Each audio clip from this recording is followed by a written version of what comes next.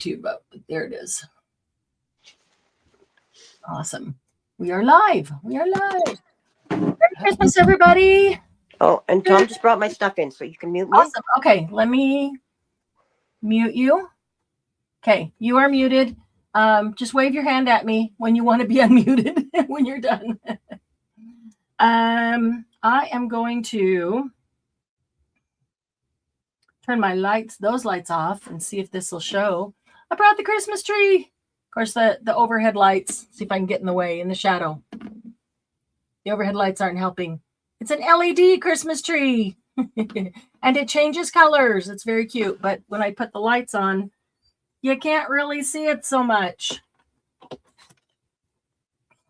I know we've got a few people here, but nobody's in chat yet. Welcome, welcome. Merry Christmas, everybody. We're just hanging out today. And, you know, sometimes you just need a break from the Christmas, the business of Christmas. We're not doing anything in particular. We're not teaching anything. We're just hanging out. And I've got a stack of stuff next to me as I've been working on organizing and purging a stack of stuff that just needs something done to it that I'm just going to sit here and work on. Part of it is in preparation for 26. And I actually have a big plan for 26, and I'm still trying to work out the details. I don't see anybody in chat yet. So let us know if you can hear me. If you are in chat, let me know if you can hear me. Let's see.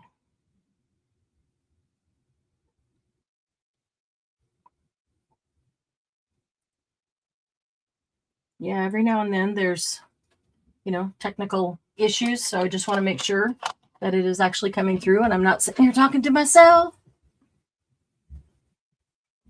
So yeah, if you're joining us, you may be busy doing some other things. And, oh, hey, Margie, hard to find your mouse. Had to find your mouse. Oh, then I shouldn't tell you what I just did. No, I'm not going to do that. I'm glad you found your mouse.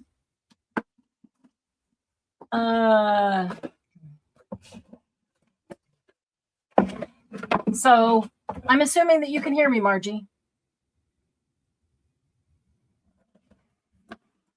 If you can't, if you can't hear me, I assume that you'll type in there that you can't hear me. So I'm assuming that you can hear me.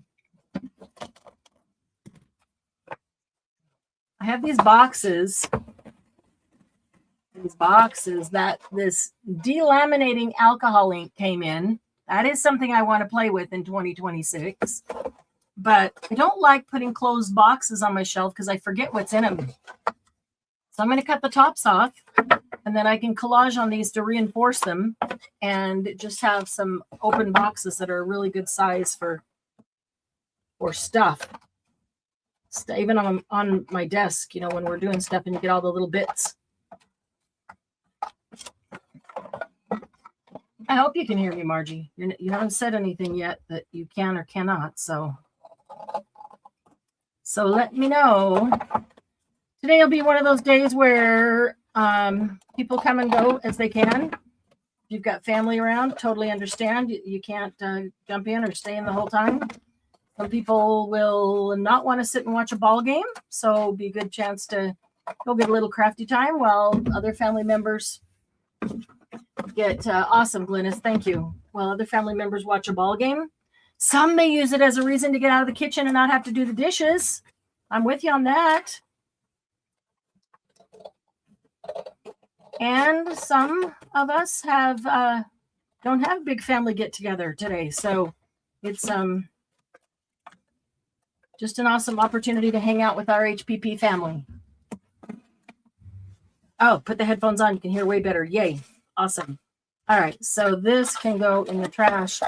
I'm wondering if I should want to keep this for any reason. Nope. I have the little piece of paper that came with it. So I just want the boxes for storage.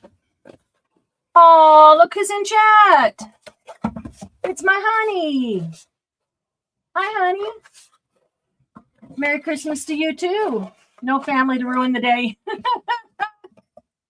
Well, we are your family, Margie. Just just not close in proximity. Close in family, but not close in proximity. Yep, Kiltman's here. He's actually on the road on his way back from Missouri. He's just about, I'm not looking at the map, but I'm thinking that he's just about hitting Wyoming.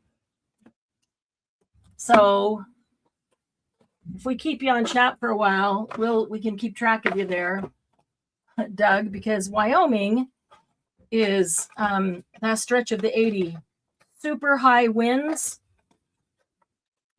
and super high winds is kind of dangerous to trucks. He's actually pulling a trailer today. An enclosed trailer instead of the normal flatbed, which is not so bad in the wind. But the enclosed trailer is, watch the road. Yeah. Hi, Lucy. Can't stay but wanted to wish you a happy holidays. Well, Merry Christmas to you as well. And if you find yourself free later, come back and join us. We're just going to hang out in the afternoon. Don't even know how long. But it's good to see you. And thanks for stopping in. Thanks for the greetings. Merry Christmas to you. Hope you're enjoying time with people that you love. Yeah, he's watching the road. He's definitely watching the road. Only concern is the wind out there on the 80. So having an enclosed trailer, it makes a big old parachute for the wind to grab the truck. And he's empty because he dropped in Missouri and he's headed back. So that makes a big old parachute for the wind to pick up and drop. A couple of weeks ago, he went to Denver and back, and that was getting through Wyoming. Same freeway coming into Cheyenne. Hey, Sarah. Welcome. Merry Christmas to you. We are just hanging out. For Christmas afternoon. Maui Christmas. I love that. Meowie Christmas. Thank you, Margie, for getting us started on our super chat. We do have a prize pack today. And I was just talking to Glennis ahead of time. Whoever wins, if they would like, we could probably make it a Christmas prize pack. I know a lot of people love Christmas. I love Christmas. Don't make a whole lot of Christmas things, but I love Christmas. Oh, yeah. Would love to hear what everybody's doing, what everybody's done. Did you already kick all the family out so you could have a little bit of relaxing time on this day off?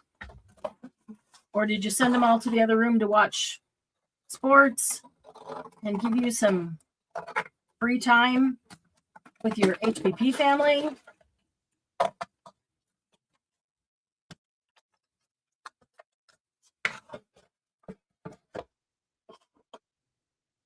Why is it so hard to get that one end of the box right at the right spot cut there? Like, scissors won't go that way. All right. Now, if I get tired or bored or done with doing all the other things that I have, I can sit down and work on collaging on these boxes to reinforce them. Pretty good boxes, but they're, once you fill them with stuff, they're not all that stable. So I reinforce them so they can be used to hold stuff on the shelf. I just got a lot of little stuff. Family is tea cake, also known as cupcake. Love that. Well, she's a good one too. She's a cutie.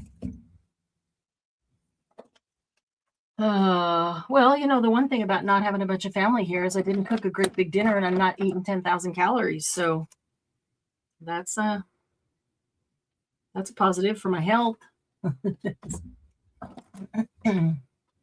Everybody's coming in now. Love to you, Sarah. Enjoy your day. Don't eat too much or do whatever. We'll see you soon. I know Sarah got her boxes last week. Glennis has arrived. Awesome. I kept looking over. I didn't see you waving, but you might have waved right as I wasn't looking. I waved a couple times. Sorry.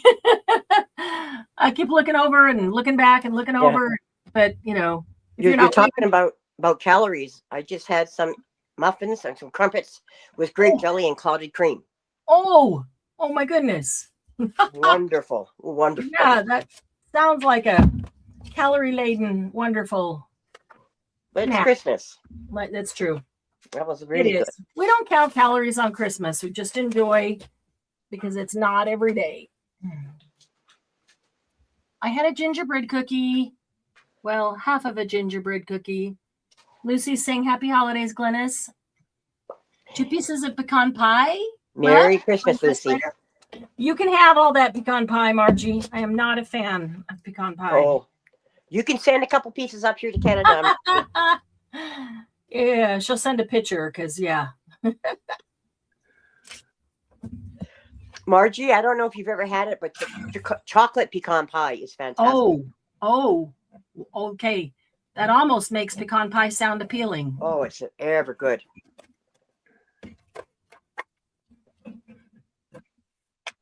That almost makes pecan pie sound appealing. Even in spite of the chocolate, it takes the sweetness down a bit.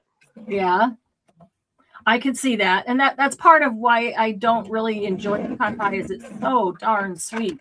Yep. So rich. And, you know, that sounds funny when you like things like chocolate and cookies. No, but it is. I can only eat a little sliver. They're with just the chocolate, not. I can eat 2 slivers. Yeah, they're just not as, I don't know, chocolate or cookies. They're just not as sweet as pecan pie. There's a lot of sugary syrup stuff in that. But the sweetness is the best part. Oh, Margie, you're sweet enough. She's never had the chocolate pecan pie. Well, I confess, Margie, I didn't look for a fruitcake. I didn't buy a fruitcake. Nobody brought me a fruitcake.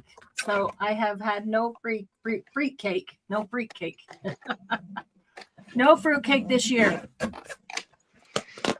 I don't know. I'm still, it's still questionable in my mind whether there is actually a fruitcake that I would like. Well, Tom loves fruitcake, and I bought for him this year a locally made one. Oh, that was locally made. It's really popular. Wow! Does it have those little gummy, fruity things in it? Oh yeah, you have to have the fruit in the fruitcake. I won't eat it. Ugh. Oh, that's the part that I don't like. Yeah, I agree. But you know, it's like everything else. Things like that are polarizing. Either you really like them or you really don't. Margie finished the fruitcake last night. Well, I'm glad that you enjoyed it. Glad that you enjoyed it. Tom has always had a tradition that if he gets socks, he also has to have chocolate. Oh. So he needed socks this year, so I had to buy him a bunch of. He likes the fruit-filled chocolates. Yeah. I got him a couple of fruit chocolate bars. Oh, cool. So there's lots of food. Stick them in the socks. Lots of food. Just stick them in the socks? No, I just put them both in it. One year when I was a kid, nobody knew what to get my brother apparently, and we all ended up getting him socks. Oh no, everybody? Everybody. Oh no. He got like 25 pairs of socks and hardly anything else. Sad but funny. Oh yeah, it's sad for him. Oh, Lucy says I would like her fruitcake. Okay, you make a homemade fruitcake? And does it have those little gummy fruity things in it? They're kind of like gumdrops. They're kind of like gummy bears. I don't know. They're just gummy fruity, but I know, it's like gummy. I don't really like gummy bears either. So, and I know some people love gummy bears. Lucy, you have to make her a non-fruit fruitcake. Unless you do like real fruit that's not those little gummy things. I think I would like that. And also some of the fruitcake that I have tasted through the years, the cake is so dense and so heavy that I don't know, it's just hard to enjoy that too. It's just so thick and heavy and dense, and then you get those fruity things that are So you take out the heaviness and the denseness and the richness and the fruit, and you have a plain white I'm okay plate. with the richness. Just make it more like cake instead of a fruit brick. She does make a homemade one. It has candied fruit, a little, and lots of dried fruit. Okay, dried fruit I think would be better than the candied fruit. Yes, like that candied fruit is gross. In my mind. Of course, people who like the candied fruit might not like the dried fruit. Soak the fruit in alcohol for a month. Yep. Wow. You put it in brandy for a month. In brandy or rum or yeah. Does it make a difference? No. As long as it's dark. It's best with something dark like brandy. Huh. Okay. I've never tried it with beer. I don't think that would work. It sounds a little bit light for that purpose. Yeah, Doug's mom used to make fruitcake. That was her thing every year. I don't know if you're still here, Doug, but yeah, she'd make a fruitcake every year. And she'd make loaves and give a loaf to everybody. And neither Doug or I really liked fruitcake. It wasn't her specifically. It was just in general. Yeah. And so we'd tell her, well, just give us a half a loaf. And then still, most of the time, throw it out. That half a loaf would sit there for a couple of months. Yeah. Well, Tom gets to eat. The kids don't eat it, and I don't eat it, so he gets to eat it all. So he doesn't have to worry about anybody else eating it out from under him, or somebody else wanted him to leave a piece. Yeah, no, it's all his. Eat it, all that he wants. Well, that's awesome. That's the best way to have something. Just make a white cake with no icing, bland enough for you. Yeah, exactly. Okay, Margie, that's pushing it. Okay, so carrot cake. Carrot cake has, vegetables instead of fruit, but it's got, stuff in it like fruit cake does. And it's also typically a little bit denser and moister than like maybe just a white or a chocolate cake.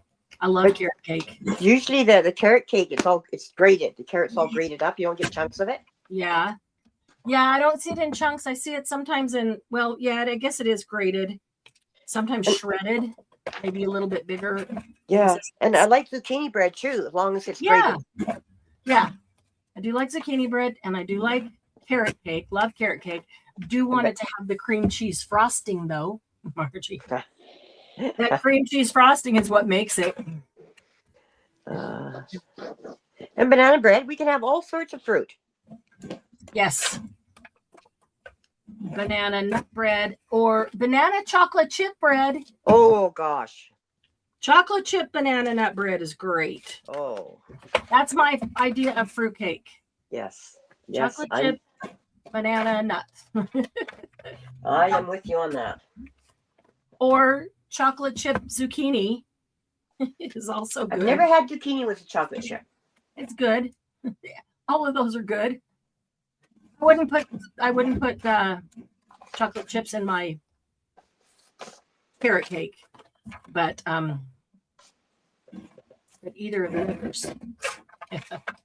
I do love a good carrot cake with cream cheese frosting. Yeah, that's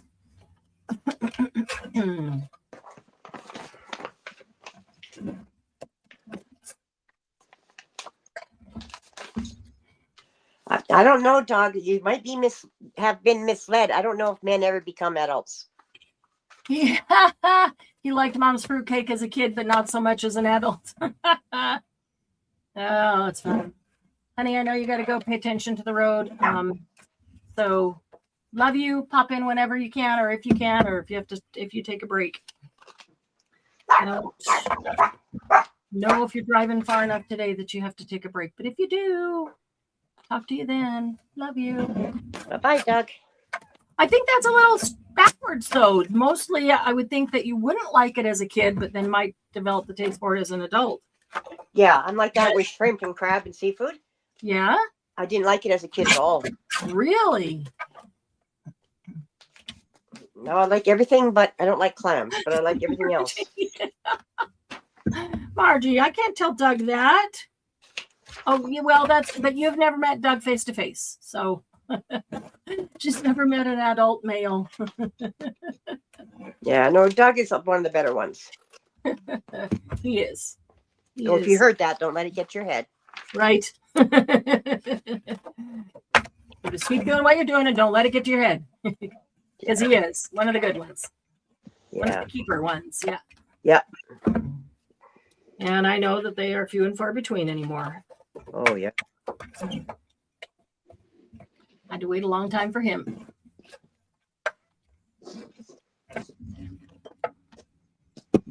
But it's worth it. Yeah, Even definitely. going through the first marriage and divorce was worth it in order to find him. Yeah. Wasn't pleasant, but yeah, it was worth it. Yeah. Had a great kid. And then Doug was being prepared for me through his ucky marriage and divorce.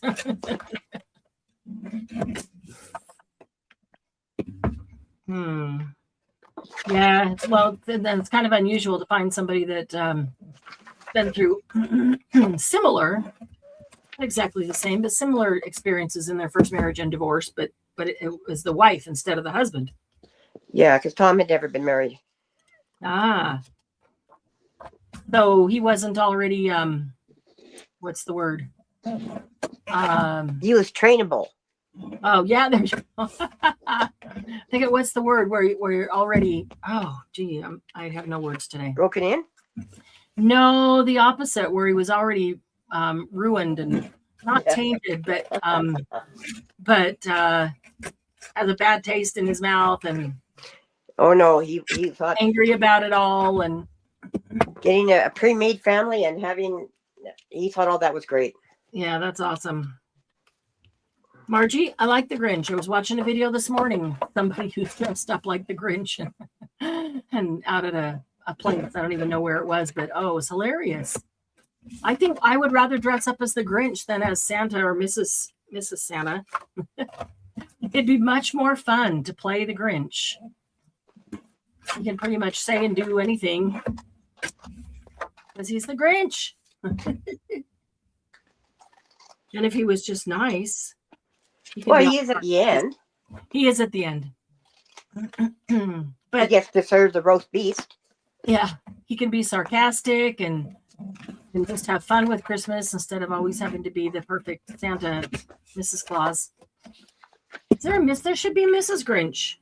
Of course, you dress up as Grinch and nobody can tell anyway. So. And who would want to live with him? No, just want to dress up with him as at Christmas. Ah. Yeah, no, I can imagine. Well, but if a Mrs. Grinch was the same, she'd be able to bring him in. Yeah. His heart grew 3 sizes that day.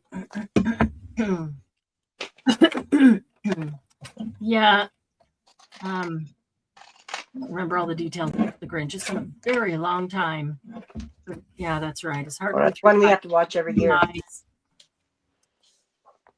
I've watched a bunch of Christmas movies, but haven't watched The Grinch. And the other one we have to watch is Muppets Christmas Carol. Is Muppets? Yeah, their Christmas Carol. I love what's his name? Mine goes blank. Michael Caine. So what is your favorite Christmas movie? You guys in chat, what's your favorite Christmas movie? Do you have a favorite? Or are there 2 or 3 favorites?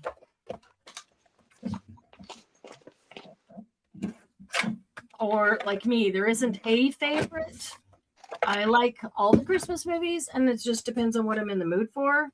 Some of them I like watching again. Some of them I don't really want to see all that often, maybe every couple of years. Well, the 2 I have to watch every year are The Nutcracker with Callie McCollum, because that's such beautifully done. Uh-huh. Or Macaulay Culkin, whatever his name is. Macaulay Culkin. Yeah. And the Muppets Christmas Carol. Those 2 you have to watch every year. Okay. Doug's favorite all-time movie, Christmas movie, is It's a Wonderful Life. Yeah, a lot of people, that's their favorite. So we have to watch that every year for him. I've seen it a couple times, but we didn't get to watch it yet this year. We probably will next week. But yeah. But we actually did go see a live production of it this year. Well, that would be interesting. Yeah, local theater company. Yeah. Yeah, and they did a live. I love local theater. It's Wonderful Live. That was pretty good. Yeah. Favorite Christmas book that I read every year on Christmas. Oh, The Littlest Angel. I don't know that one. I can't remember the details, but I remember the book. Yes, I do remember The Littlest Angel. I remember that being a good one.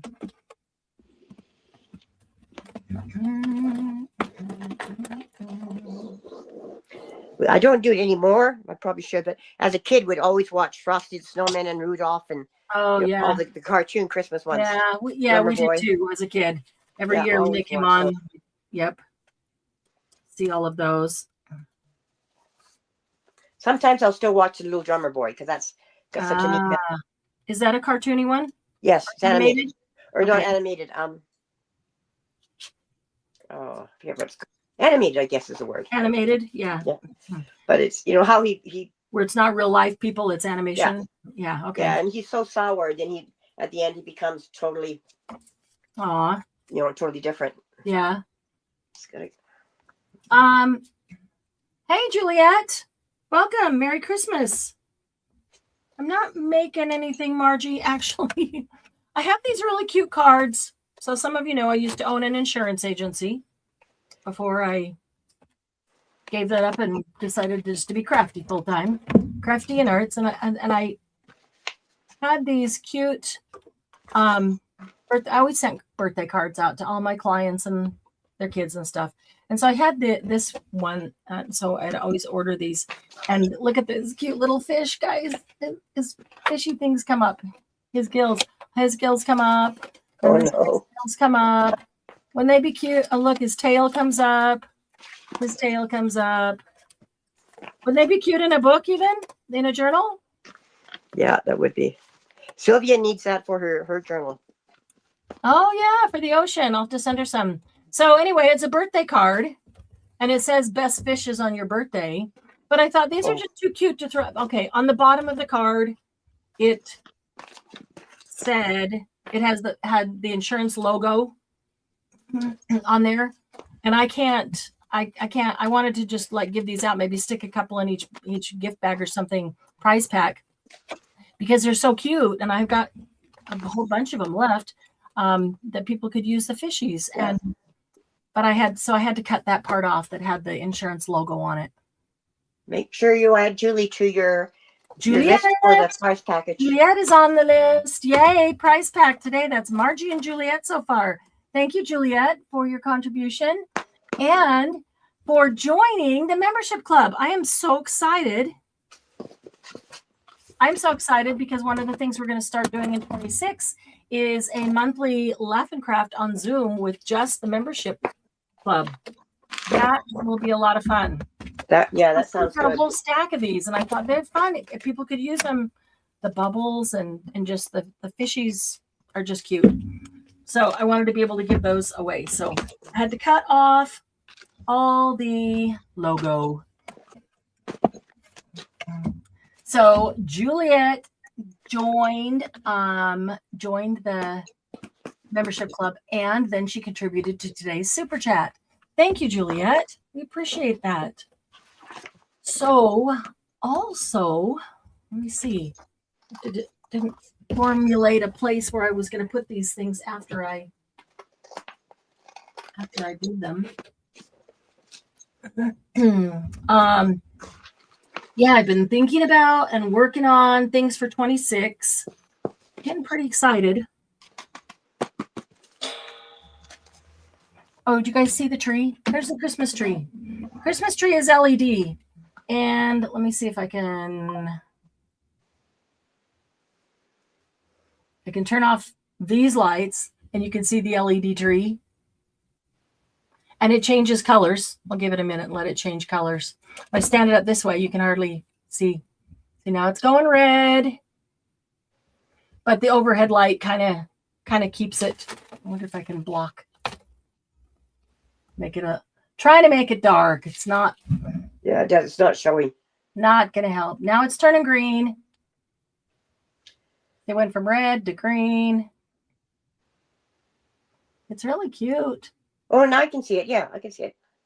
Sure. Little LED fibers, and at the end is the It's color. so little and small. That's great. Now it's going to blue. Yeah, and it just plugs into a USB. You can set it on your desk. Oh, that's really cute. Glennis is in the drawing, and now it's gone to magenta. That's pretty. Oh, Margie kicked herself out. Better get back in there. She can't hear me because she's not in. All right, I'm adding Glennis to the list for today's drawing. And now it's orange, and now it's going to like a lime green.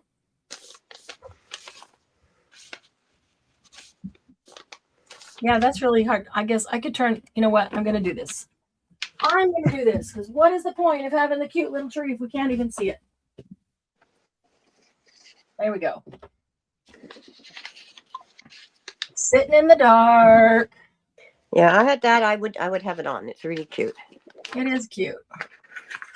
Now it's blue, magenta.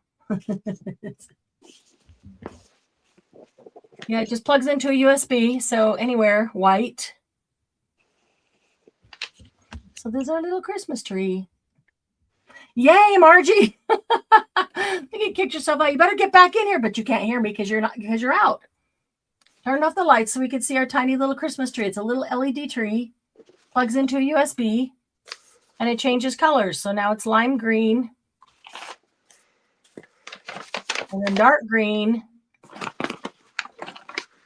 It was red and blue and orange. There's a teal.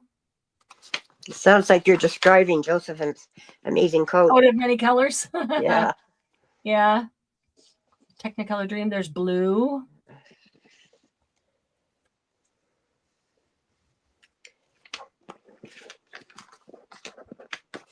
The star is always red on top because it's red plastic. Oh, that's why. Need teeny tiny gifts under it. Oh, yes. How cute would that be? Oh, yeah. That would be. Great idea.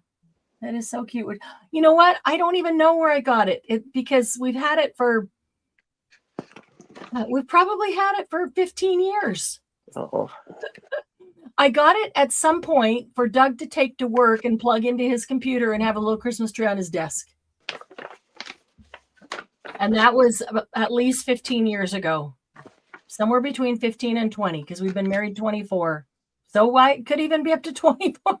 No, probably 15 to 20 years ago. I don't even remember where we got it. He might remember.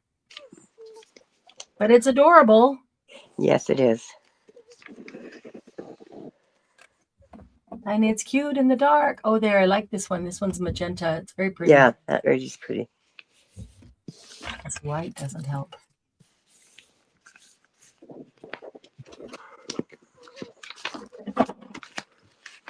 Teeny tiny gifts under it would be cute. There's red.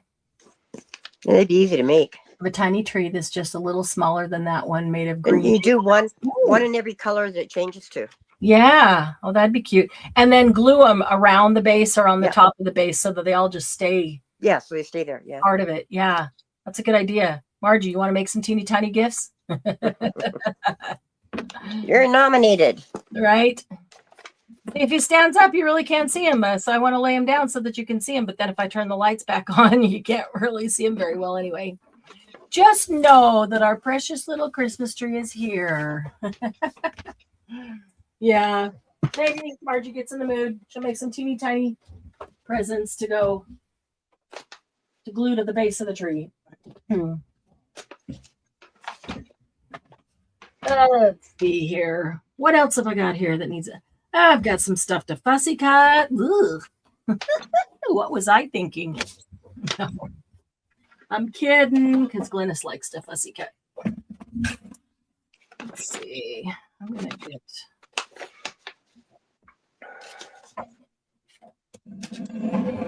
I like fussy cutting with my paper trimmer. That's what I like. Right. It's much faster, but mostly it's much more straight. Fussy cutting is fast when you do it all the time. But fussy cutting isn't supposed to be straight, you know.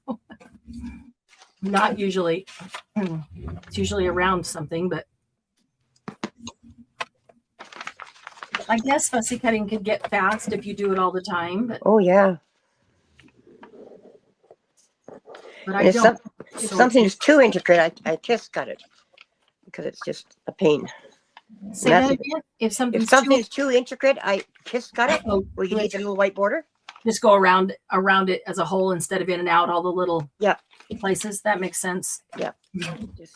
That makes total sense. Let's see here.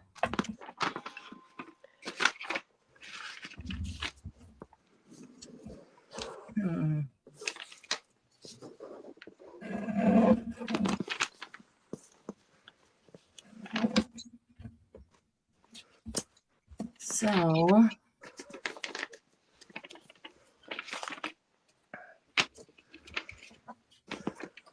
don't really like fuzzy cutting anymore since my eyes are bad. Yeah, I'm having a lot of problem with my eyes as well, and I get that, Margie.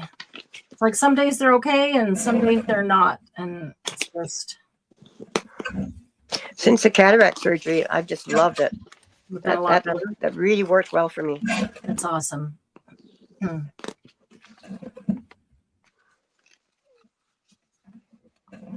Mine isn't cataracts, but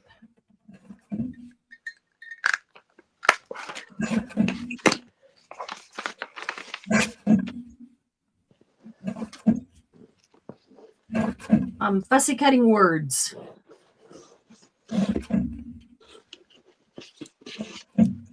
That would take a long time with the cutter. Actually, no, because I'm just cutting them out in a little strip. So super fast. See? All right, so that's make sure I get that goes with those. Okay. Gotta keep them together in my categories. I'm making plans for 26.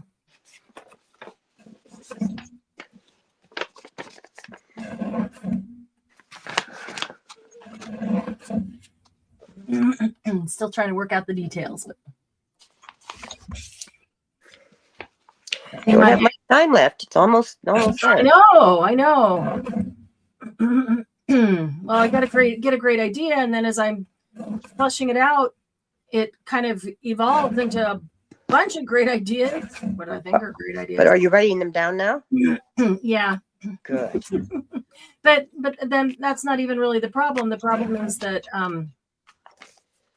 then just trying to lock down, okay, what's the best way to do this? Because, well, we could do it this way or that way or that way. So which way would be most enjoyable? Which way would be best to do it? What'll be, You do all of them. Oh. Okay, that wasn't the right answer.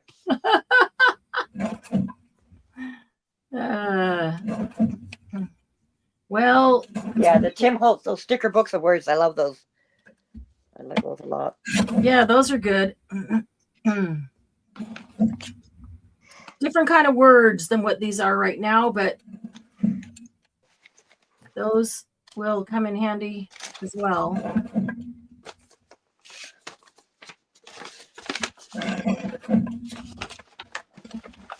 Yeah, we're gonna do a lot more in 26. We're gonna get ourselves using all those products that we have that we just don't take time to pull out or haven't played with or haven't learned or never opened. Yep, never opened them for 3 years. We're gonna open them. We're gonna play with them. We're gonna keep playing with them until we figure them out.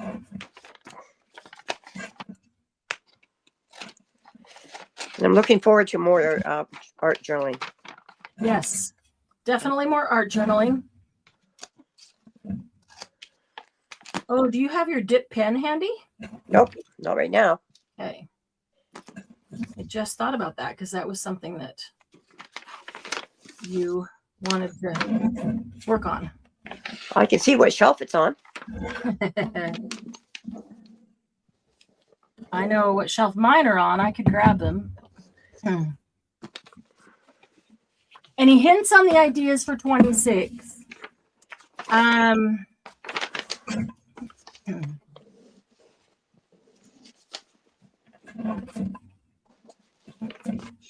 Yeah, Shall we blow the doors open and just tell the theme? Go ahead. Those who are here get to see it, and those who aren't, will see it on Monday. Yeah, Sylvia. Penalizing me for celebrating the holidays with my family, she'll say. It's not our fault you have people you love around you that you want to spend time with. Yeah, you'll probably go rogue, Margie, and that's okay. I do want to do a lot more art journaling, and for a couple of reasons. One is that just in general, art journaling is therapeutic. It's been a rough year for a lot of people. Yeah. And art journaling gives us freedom to just do without expectation. And that's good. I mean, that's a really good expressive way for us to just be free and, you know, and art wise. And the other is because we have so many products. I know I can't be the only one. I know Glennis has some. Carrie's got a bunch that we have never used or never opened or opened, but we've just never, you know, haven't taken time to play with. And I guess I could turn those lights back on too. So or we've played with and haven't taken time to learn how to do it right. How to do, yeah, and even to see all the things that you can do with them. And the art journal is the place to do that. You know, I mean, that's the art journal is a practice journal. Art journal is not a big piece of art that needs to go on the wall that you're worried about it being perfect and all of that. An art journal is a place to play. So, so that's why more art journaling, so that we can play, not for a specific outcome in that journal. So one of the things that we always said for years at HPP, and then I don't know why the last 2 years, it just kind of floated away. And I want to get back to it, is to be curious. Yeah. Curiosity is what opens us up to new things. And curiosity is what gives us the freedom to just try whatever and not feel, the confinement of having to do it this way or that way, or it's got to be this way to be perfect or whatever. But the curiosity of, well, what will happen if I do this?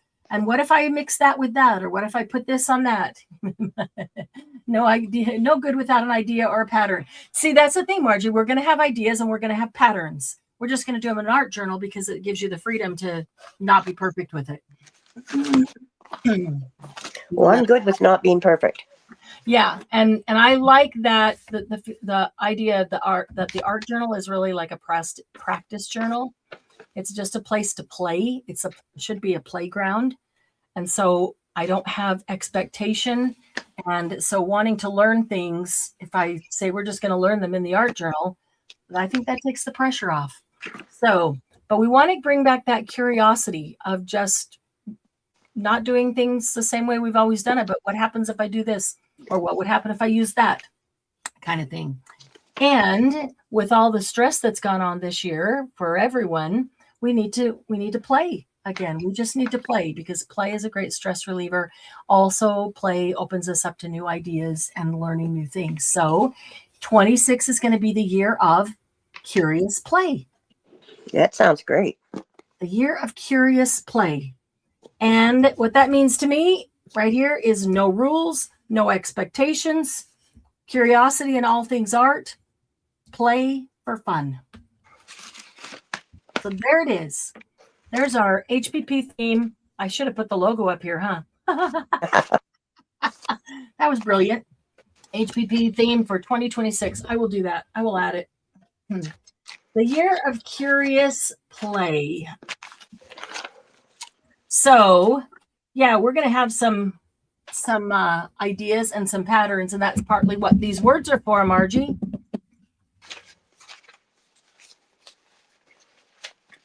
George got a new name.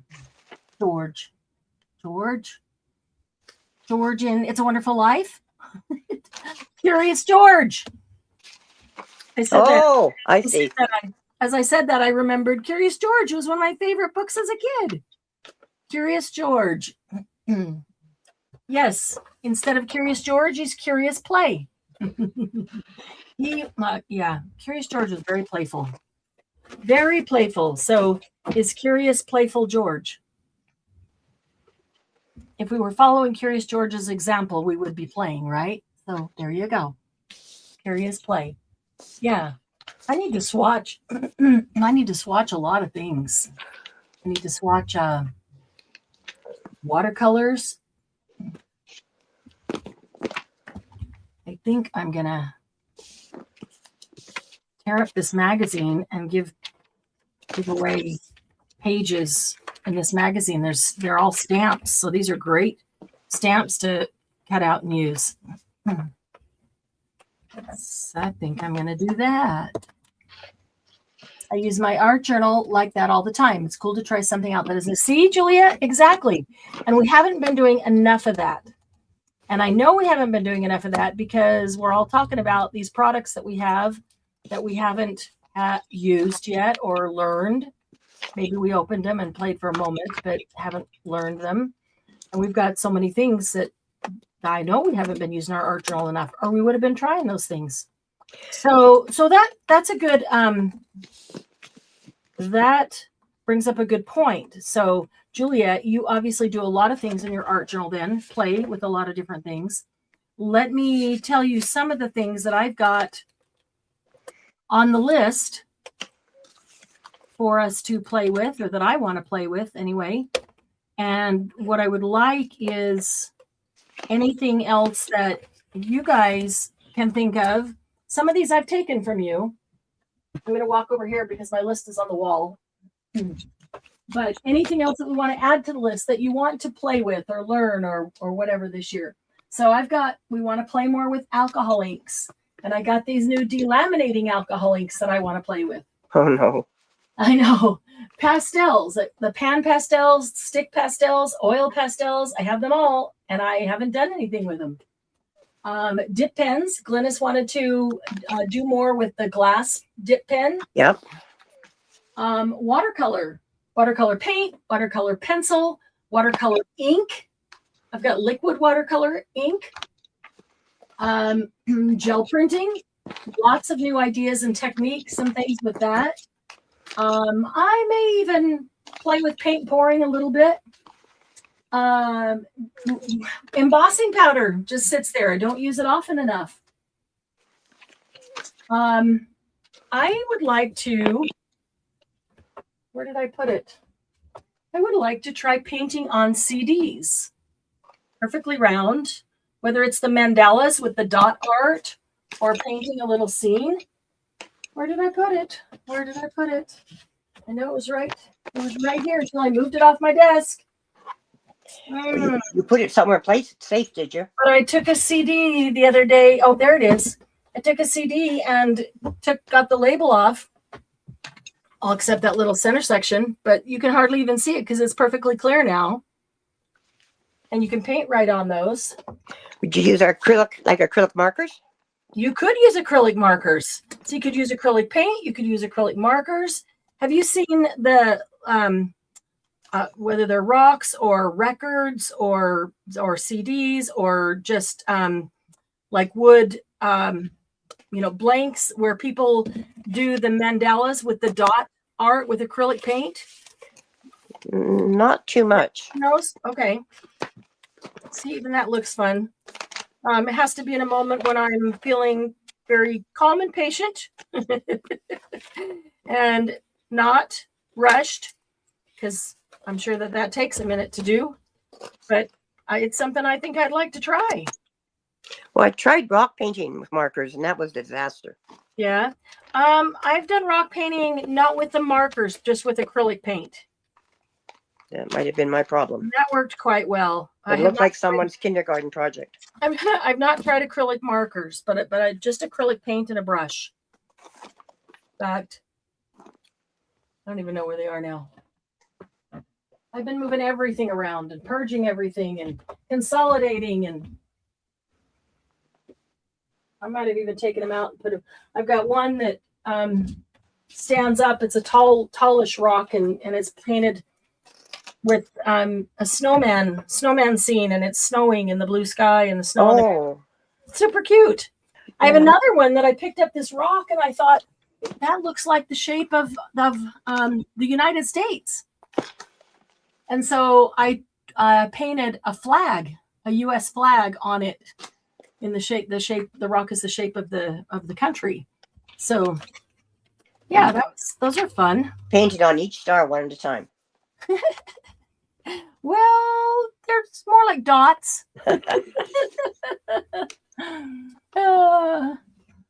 Hey, Jill, my 5-year-old self is very happy. Yep. Just want to make teeny tinies with all the paper I have. Yes. Loves this question since she loves to play. See, Jill, yeah, did you hear the theme? And that we're going to be doing a lot more play with all the things. Hey, I know Jill's got stuff that she hasn't. I know you've got products that you haven't had time to use or just haven't played with. I do, it's like 6 pages there.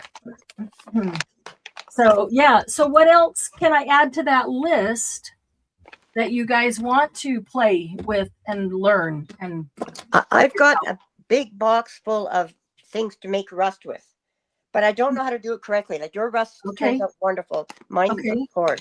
So rusting, all right. I will add rusting to the list. Yeah. What else do y'all want to do?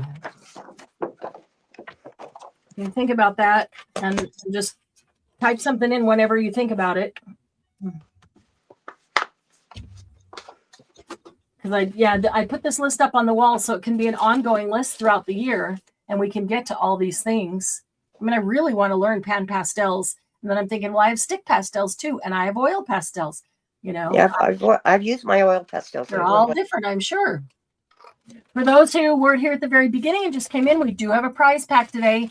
Today's not a tutorial. We're just hanging out, having a laugh and craft, a good old-fashioned Christmas, hang together with our HPP family, laugh and craft. So working on whatever you want. But we do have a prize pack, and if you really like Christmas, I could even make it a Christmas prize pack. But it doesn't necessarily have to be a Christmas prize pack. Hey, Jody! Just sat down for a minute before the madness starts. Yeah. Happy. I'm glad you got your package. Awesome. Yes, well, we'll be here for, I don't know how long, the afternoon. If you go have a little holiday madness and then you need a break, whether it's game time or dishes and you want to get away from doing the dishes, come on back and join us. Veggie dyeing. Okay, like eco dyeing? Like onion skins and avocados and stuff? Okay, onion skins, avocados. I'm presuming that's what she meant. Like using those things to be able to dye paper. Is that what you mean, Juliet? That is different than eco dyeing. That is, yeah, we could do that on. You could see if you could get dyeing paper. What's her name? Lucy to come online for that. Oh yeah, Lucy does a great job with that. Yes, that's a great idea. Let me write that down. I think she's gone now, so I can volunteer her. I think she is too. But I'm going to write it down so that I'll remember to talk to her about that. So there's the veggie dyeing, like with the onion skins, with why can't I think? I mean, you can use carrots, you can use avocados, almost anything, the scraps of almost anything. But then there's also eco dyeing, which is. And Juliet's asking, what's the difference between the two? So the veggie dyeing is taking the vegetable or whatever it is to create the colored water that you're then going to dye your paper in. You know, like avocados, you get a pretty pink colored dye, and you dye your papers in them. Eco dyeing is gathering things from the ecosystem, which could include some of the like onion skins, or I guess it could even include avocado skins. I've never used them for like that, but can include small sticks, can include leaves and weeds and flowers and all kinds of things from outside, just all the things that you can gather up. And those, when you do eco dyeing, you roll it up. So you can do, or you don't have to roll it up. You can stack it. So say I'm doing 8.5 by 11 pieces of paper. I might take a piece of paper and then put like a couple of leaves or flowers on top of it, and then take the next piece of paper and set it on top of that. And then I'm going to layer more weeds or leaves or, just anything that you gather from outside. It's really amazing the different kind of colors and textures you get from different weeds and plants and flowers and leaves. That's, I think it's one of the big things that you get the textures and the definition of patterns, where with the others, you just get the dye. Yes. So the veggie dyeing is just purely for the color, for dyeing your paper. And so this, you layer it on there, and then you keep putting more. So I put my next layer of paper on top of it, and then I put more eco pieces, and then the next layer of paper. And burns work good. Burns. Oh yeah, yeah. Almost any weeds, flowers, whether the flowers are fresh or whether the flowers are dead, dried and fell off. Some weeds are more branch-like, stick-like, but yet they're still soft or they're very thin. Grasses, wild grasses and weeds that are grasses. Dandelions are awesome. I love weeds. They're just really great for that. But so you just layer all those things in, and then when you get it all together, typically people will tie that bundle together so that it stays together, so that when you submerge it in the water, you don't lose all your pieces of eco system out. They don't float out. So say these are all stacked together and they're layered with all the things in between them. Then you would take like a string or a twine, and might go around that a couple of times and go around this way a couple of times and just tie it just to make sure that they all stay together. And you want them to stay together nice and tight, because that's how you get the print of the leaves, the print of the grass. You want as compressed as possible. So tight. And so you put all that together, and then you've got your bundle, and that bundle can be huge. It does, it depends on how big of a pot you have to do it in. But that bundle could be 12 inches tall or 6 inches or whatever. And then you take that and you put it in a big pot of water.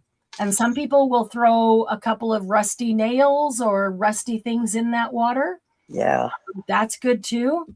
Or you could, put a little bit of dye in the water if you wanted. Doesn't matter, because you're going to get color and texture out of the pieces of ecology. So then you just put it in there, and then you turn on the stove and you boil it. And that boils all the goodness out of your leaves and grasses and things. And then I know, different people have different formulas for doing this. I've seen so many different ways, and I think it's maybe just trial and error or what you like. I've seen one that uses your embosser to compress it, but I've never tried it. Embosser to compress it. Yeah, you make flat layers, and then you run it through your embossing machine. Oh, okay. Okay, so like you put stuff between a couple pages and then run through the embossing machine to push them together. Yeah. Oh, that's interesting. So I've always found that, so when I put them in the pot of boiling water, even though they're tied together, then I always put like a heavy rock or a brick. Oh, okay. You have a brick or a heavy rock, just set the brick on top of them, and it holds them down in the water. It also helps compress them. But so they're tied together, they're compressed with a heavy brick or a rock, and then you just boil them, and you can boil them as long as you want, but I'd boil them at least a few hours. And then you can take them out and then just I still let it sit for a while, still compressed like that. Let it sit for a while. And that could even be overnight. But I wouldn't leave it longer than that because you don't want it to start molding because everything is all wet in there. Then I take it apart, take each page off individually and lay it out, take the greenery and stuff, toss that, and just lay all the pages out to dry. It's a lot of work, but it sure was worth it. Yeah, they're really very cool. Oh, your tempera paint sticks came. Awesome. Yeah, that's fun. It's a lot of work, and it's harder to do on a jump start or on camera, because we could put them together, but then gonna go take them to the stove and let them boil for a couple hours. And so we could do it step by step and prepare them that way, and then this is the next step everybody goes and does, and then when we come back we do something else. But yeah, that would be cool. I will write that down. Eco dyeing. Jill, that's a whole nother thing. Got like the acrylic paint sticks, and now she's got tempera paint sticks. I should have grabbed a couple of those little envelopes to put these in. I'm going to do that. I'm going to grab a couple, that would even be easier. Envelopes would be easier than little baggies. I think I've got some right here.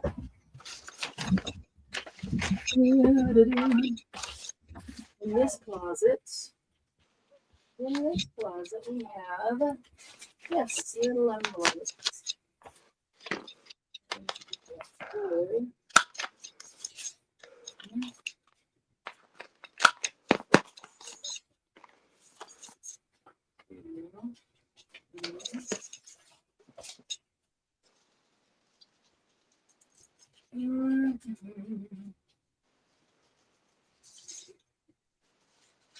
Oh, here's these are all the same size. Okay.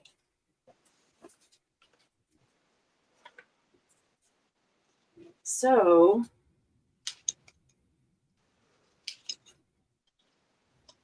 are these all different colors? Same color. 1, 2, 3. Do we have 4 different colors? Is that the same? Looks like the same.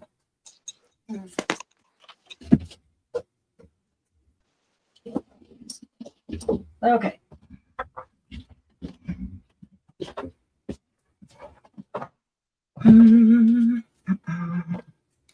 Those two look like they're the same color.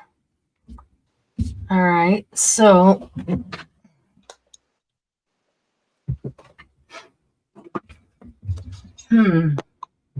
could work on putting those.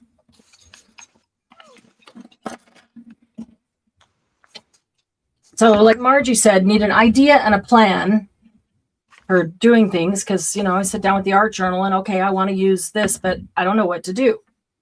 And so part of what I'm putting together is idea and plan, otherwise known as prompts, except maybe I think that in my mind, there's different ways to use prompts. There's like prompt when you're journaling, journal about your day, or how do you feel about this, or, what's one whatever that happened today. That's one kind of thing. But in an art journal, it feels different where I don't want that big overriding theme. I want very specific things. So I know what to do, or not exactly what to do, but kind of sort of, what I have to use, or an in general plan. That's not even right. Starting point. A starting point. That's it. I don't even know how to explain that. So let's see here. 1, 2, 3, 4, 5, 6, 7, 8, 9, 10, 11, 12, 13, 14. That one didn't get support. 15, 16. Okay. So, yeah. 16. So what I'm going to do is put together, and if I'm doing it in the art journal, I do want it to be able to be fairly flat, so that I can close the book. Unlike some other things where I might, add on all kinds of things that are bulky.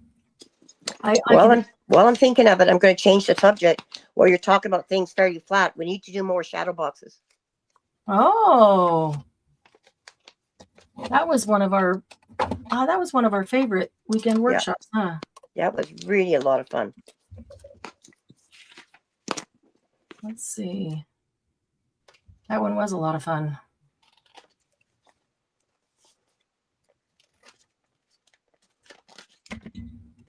This is a teeny tiny.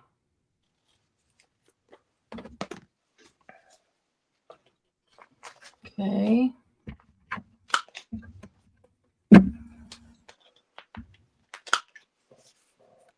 So I've been thinking of and making this list of the things that would be the prompts, the starting point. And it can't just be include every possible prompt in the world, because thinking about art journal, and I want them to be able to be fairly flat to be able to close the book. So, maybe lace and paper and things like that, but not even buttons. I was debating about buttons. Yeah, I find buttons are not too good in an art journal. They get pretty bulky. Yeah. So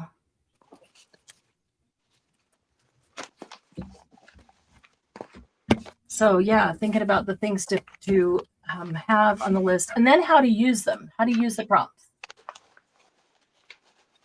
is a whole nother thing. And I think I got that part. Oh, I did not do one for that.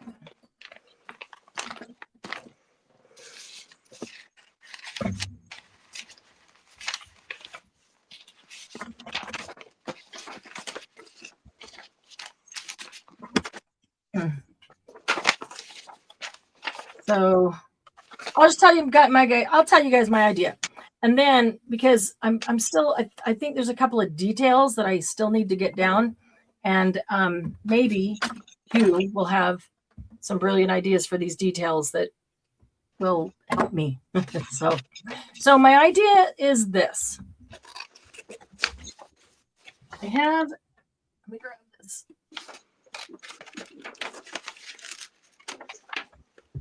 I have a lot of what I would call ATC bases. These are little cards they're ATC size, and it might be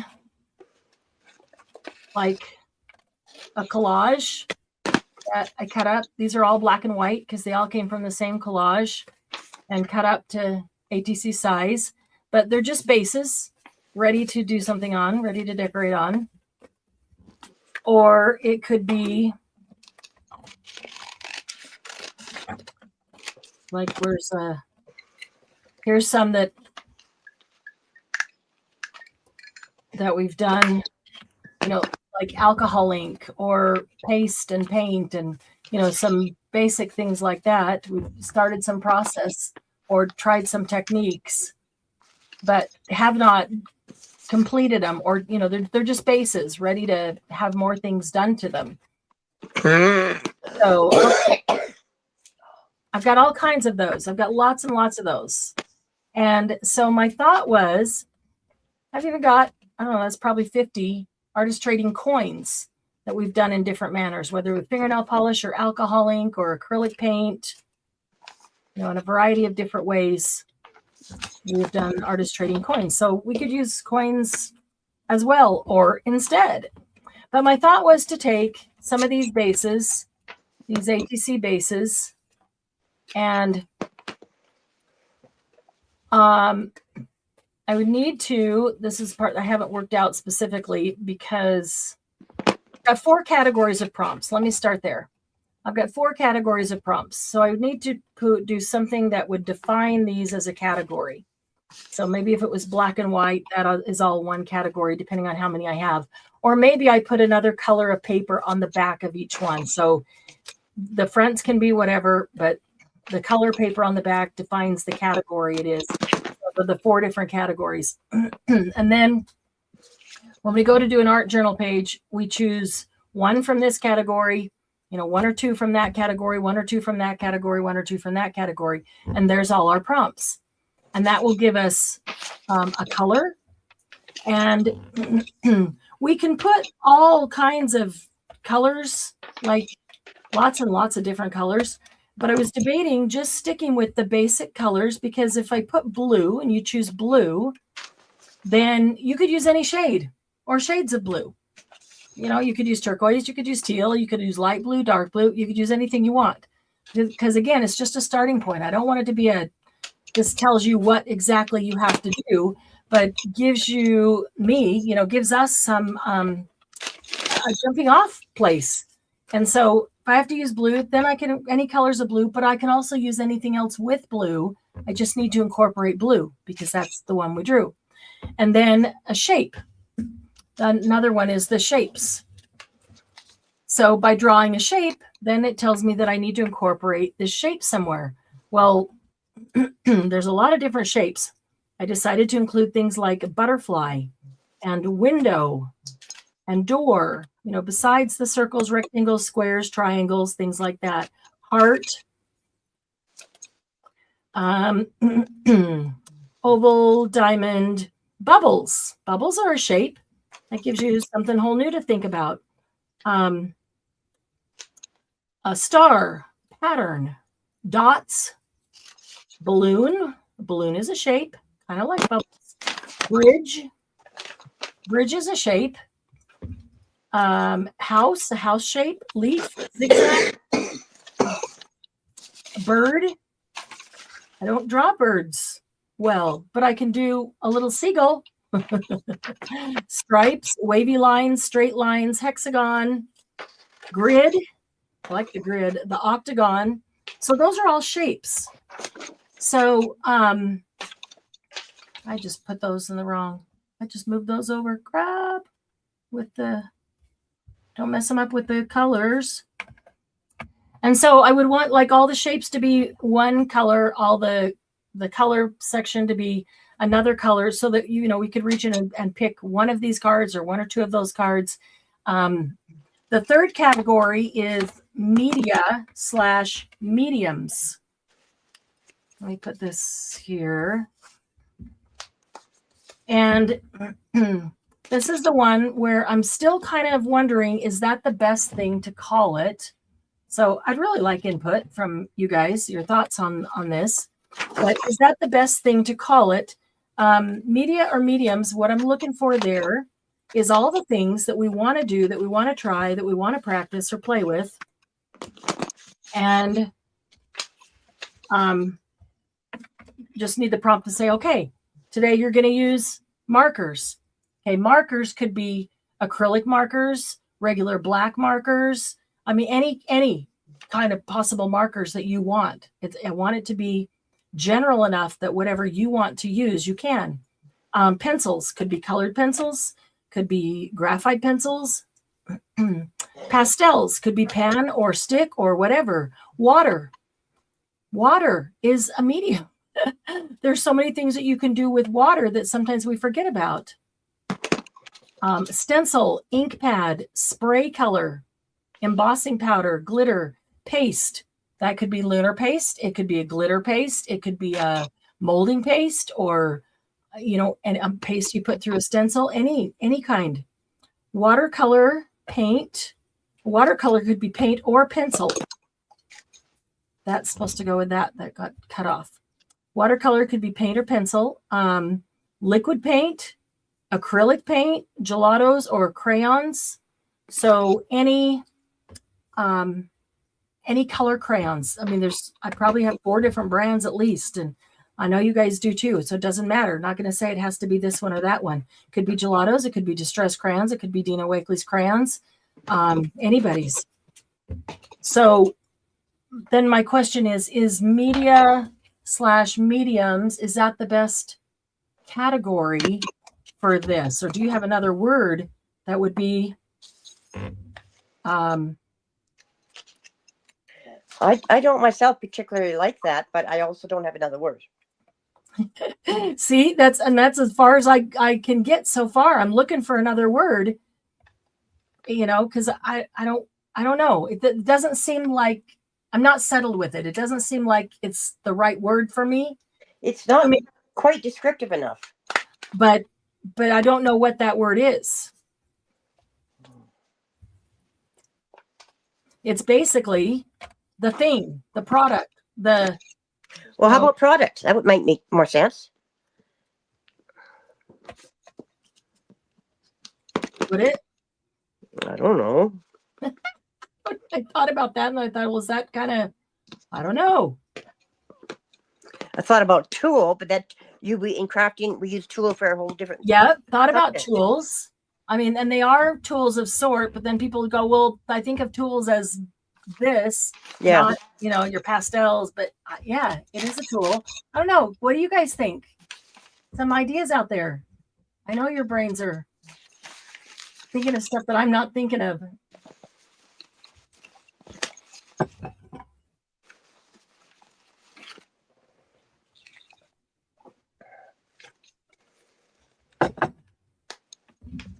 I mean, it's kind of techniques, but it's not necessarily technique. It's more of what you're going to use in whatever technique you want.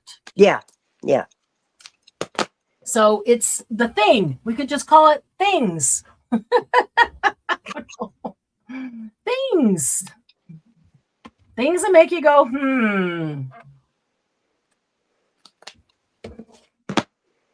All right, so we've got color and shape. And I don't want it to be, again, curiosity, like shape. I want that to be, it's just general. That just kind of tells you what you're going to draw there. But again, you could draw bridge from shape. You could draw house, but doesn't mean you have to draw a whole house. You can do anything in there that's square, or rectangle or whatever. Maybe it has a triangle on top, something that gives you that feel of a house. You could tear paper and collage or, anything that uses that shape. Well, then I'll give you the fourth category I have as decorative elements. It's kind of the finishing part on top because they're not really the products. They're not really media or medium. It's your embellishments. Yeah, but more like use die cuts or words or text or Yes, how you call all that embellishments. Lace or fabric. Well, they are embellishments. Yeah, decorative elements, fiber or string, but metal. But these are things that can be flat, washi tape. Bye, Jill. Doodle and dashes. Bye, Jill. Enjoy your afternoon. Numbers, dots, momigami or gel prints, punches, mark making tools, stamps, torn edges, paper scraps, dress pattern or tissue paper, book page. So those are kind of like decorative elements, embellishments, finishing touches, that kind of thing. And so I put that as decorative elements. And so you'd pick one color. I guess you could pick more if you want. But I thought of throwing a couple things in there, like in the color, that if you chose it, it would be choose whatever color you want, but two complementary colors off the color wheel. So they're going to be opposites. So, instead of giving you the color, you can choose whatever, but it tells you, which two you have to choose. Yeah. It still gives you a direction. Yeah. So, I want it to be a general, like decorative elements. It's a very generic, general category. And it can include a lot of things. I don't want them to be real specific and lock us in. It's just the media/mediums. And y'all know the difference. Mediums are like your molding paste and gesso and things like that. Media is all of your color stuff, all of your color products. That's media. So, I don't know if I can find a better word for that. And we can also add, as we go, we can add more things to these. Let's see how many we've got. 1, 2, 3, 4, 5, 6, 7, 8, 9, 10, 11, 12, 13, 14, 15, 16, 17. There's 18 decorative elements right now.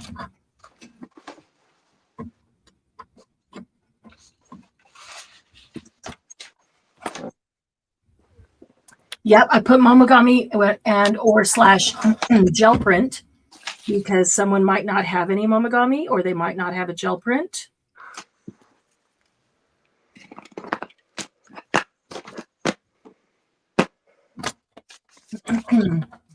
Coloring media, that's an option. So, Juliet, what I'm thinking of mostly with this is for an art journal page, not a junk journal page, art journal page where we're going to open the art journal, we're going to pick a color, we're going to pick a shape or two, we're going to pick a couple of media, a couple of decorative elements, we're going to put those out in front of us and go, okay, now we're just going to play on this art journal page. And so like the media has told us then that we're going to be using watercolors or we're going to use pastels or we're going to use whatever. But with those things, then we're just going to create an art journal page. So now, and that's a whole nother, I did start another list of other things because the whole other thing would be then the junk journal, all the list of things, the hidden paper clips and fabric layers and all of those things. I did put lace and fabric in the decorative elements here because you could use tiny scraps or some lace is thin and that is not going to make for a bulky, art journal. Does that make more sense? So this is really art journal prompts specifically, not junk journal prompts or journaling, writing journal prompts, but art journal prompts. So let's see.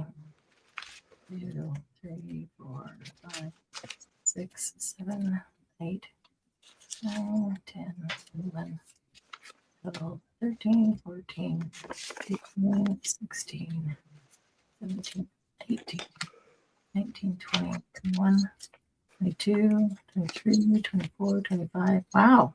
627 in the shapes category. And the decorative elements might have been the toughest in trying to keep them as things that, would be pretty flat. I had buttons on there. I decided to take that off because that starts getting pretty bulky. Things that, we know can be in the book. That's not going to bulk up an art journal. And then I'm thinking, are there other products, other media or mediums that I didn't think of to put on this list? I read you the list, everything from watercolor to pastels to sprays, whatever. But if there's other things you can think of that isn't on that list or that I didn't read off, I would love to expand this category. Did you have eyelets and brads? I didn't. I debated on those. Would you do eyelets in your art journal? Possibly. Probably not, but I do brads, and they're probably just the same thickness. Yeah. It's more psychological, I think. Yeah. I think I would do brads. The only difficulty I see with that is if I put it through the page, now it's poking out the back page, the back side of the page. So when I turn the page to do the next spread, that's already there in the way. You cover it up. Yeah, you'd have to. 1, 2, 3, 4, 5, 6, 7, 8, 9, 10, 11, 12, 13, 14, 15. So I have 15 in there. But I kept thinking that there's got to be more products that I haven't thought of on here. There's got to be more, just like, I didn't separate out lunar paste and those because not everybody's going to have every product. So, and maybe that's why there's not as many, and that's okay. Maybe it's okay. I put paste Yeah, So that should you cover it. could decide whether you wanted to do lunar paste, glitter paste, molding paste, whatever it is, paste of any kind. Same thing with a paint. Or I think I put acrylic paint, and because I put watercolor separately too. Yeah, because you can use those very different. I would have them separate. Yeah, but acrylic paint, you could get acrylic paint with a brush. You could get acrylic marker, paint marker. You could use whatever you want for that. So basically the thought is, if we pick one color and then pick two from each of the other categories, should have quite a variety to give us a good jumping off point. That is about 20, 30, 40, 50, 62, 70, that's 76 prompts. And I feel like there's some more that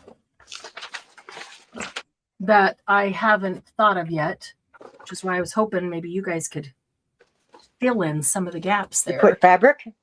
I did put fabric, and I put lace because I figured you could use tiny scraps of fabric, and lace is thin. So let's see here. There's 15 of those. Wait a minute. Did I not? 15. Okay. Color. I didn't count the color. Thought I did.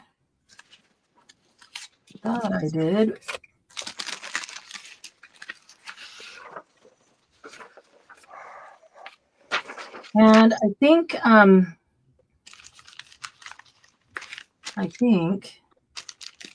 2, 3,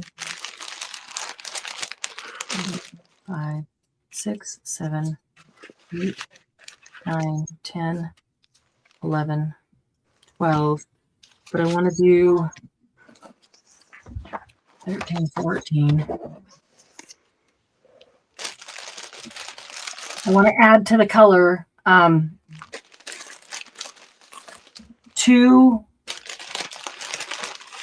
pick two colors that are opposite. Those are the complementary ones, right? That are opposite on the color wheel? I think so, yeah. And what are they called when they're side by side? Side by side.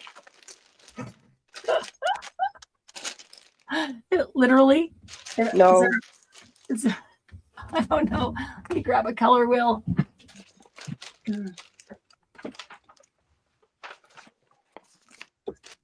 Let's see if it says two side by side colors. Adjacent. Yeah. Let's see. Primary colors, secondary colors, tertiary, aggressive, receding. Hue, tint, tone, shade, key color, neutral, intensity, chroma, value.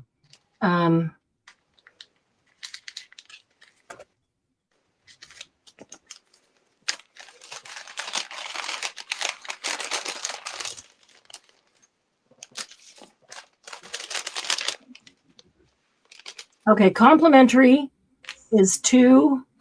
Wow, that is so small. I can hardly see it. Complementary color is 2 colors directly opposite each other on the wheel. Okay. So like blue and orange, green and red. Okay. At that point, right? Purple and yellow. All right, got that one down. Split complementary is using any color with the 2 colors on each side of its complement. Ah, okay.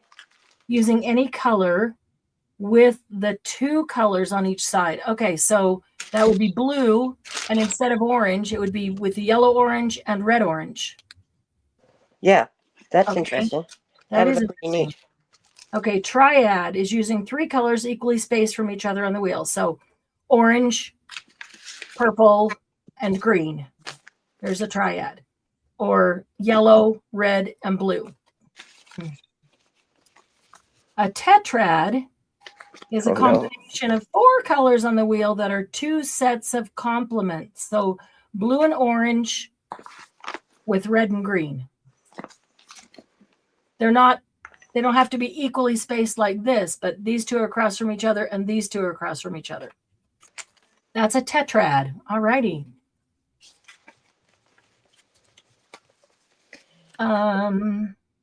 Analogous. Analogous is colors that are adjacent to each other on the color wheel. Use at least 2, but no more than 5 consecutive colors on the wheel. Example would be yellow, green, and blue, green, and blue violet. Yeah, my brain says that's a set. That's a lot. Yeah, right? Yep.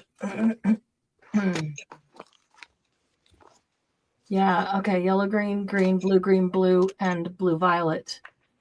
So that is what that's called analogous. So analogous colors would be 2 or more that are side by side on the color wheel. I'm glad there's not going to be a test on this.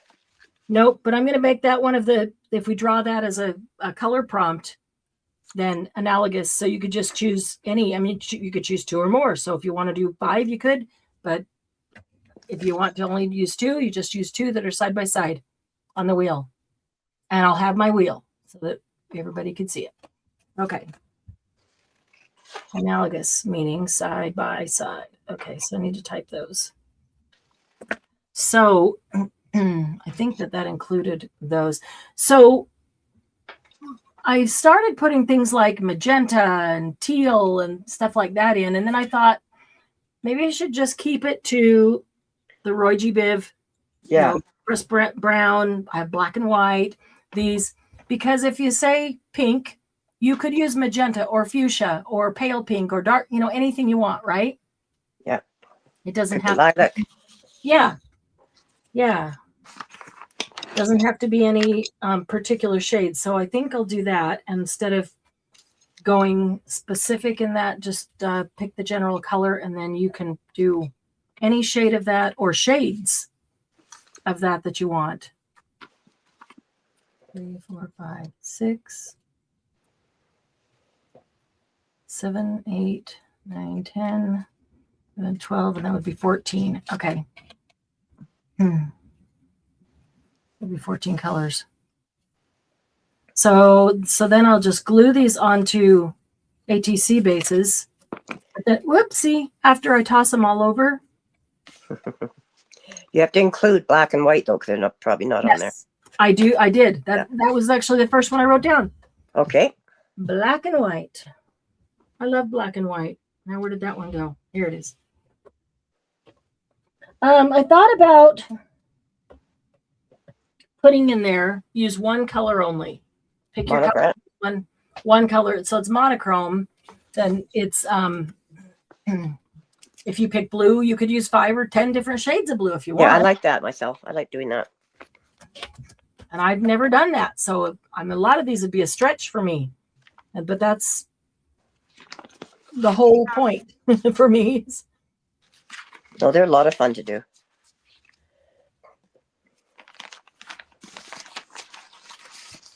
All right, so that will change that to 15. All righty.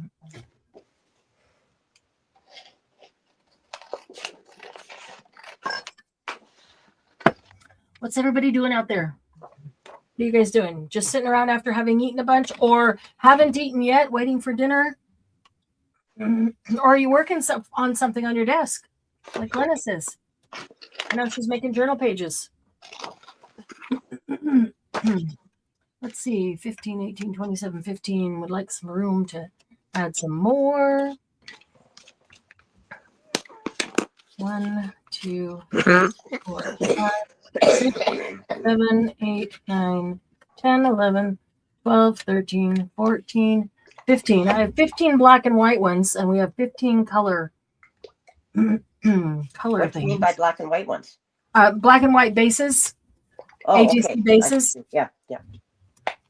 Just ate some watermelon. Ate some watermelon. Ooh, that sounds good. I wanted to eat something before we started, and I just didn't know what to eat.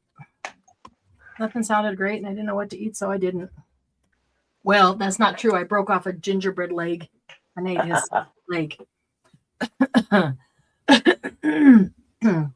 All right, let's see here.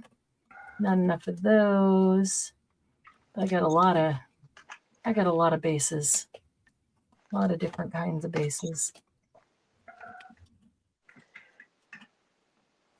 Oh, could use some of these cool mixed media ones for the media and mediums. Or maybe I should just save those and use those for actual ATCs because they're kind of bulky.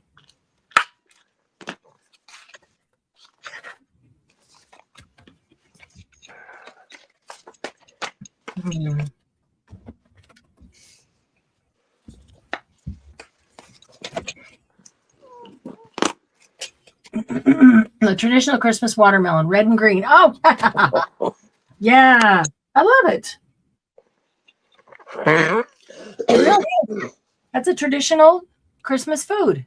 Probably would be hard to find up here.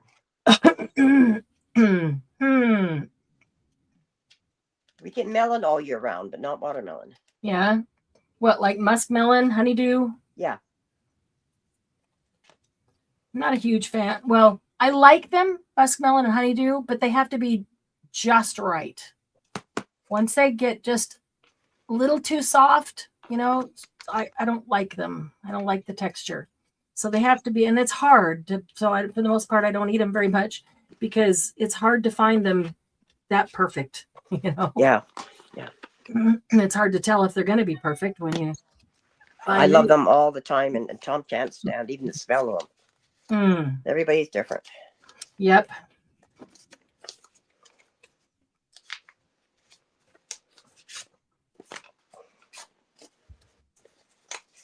Yeah, but I do like watermelon and cantaloupe all the time. Oh, cantaloupe's my favorite. Yeah, me too.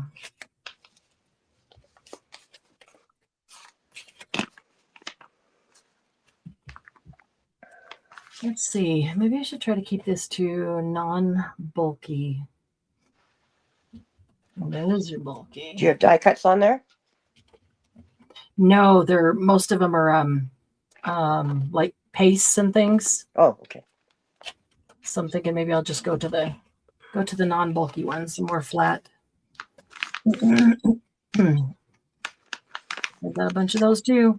And I got a bunch more things to cut up, but actually maybe I should grab those and see.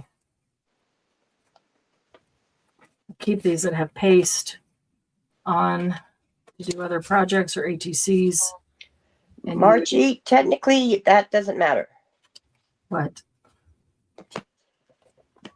I can't elope. I'm already married. Then it might be more fun. Yeah. Yeah. Man, her brain is so fast. I'm thinking of those things.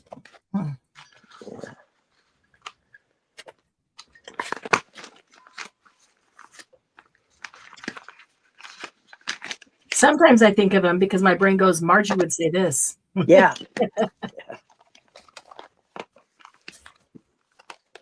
Okay, I think.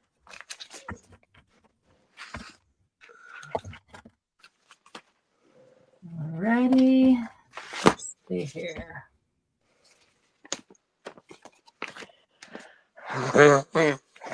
Oh man, you still sound so bad. I'm talking too much. Does it hurt? Yeah, when I talk a lot, it hurts. All right, you can be quiet. You can just be here. That's really hard to do. Just, I know. Just talk every now and then. I'll try not to ask you a question. Then I can't say it's your fault. No, you cannot. Not taking blame for this one. I take blame for most everything else.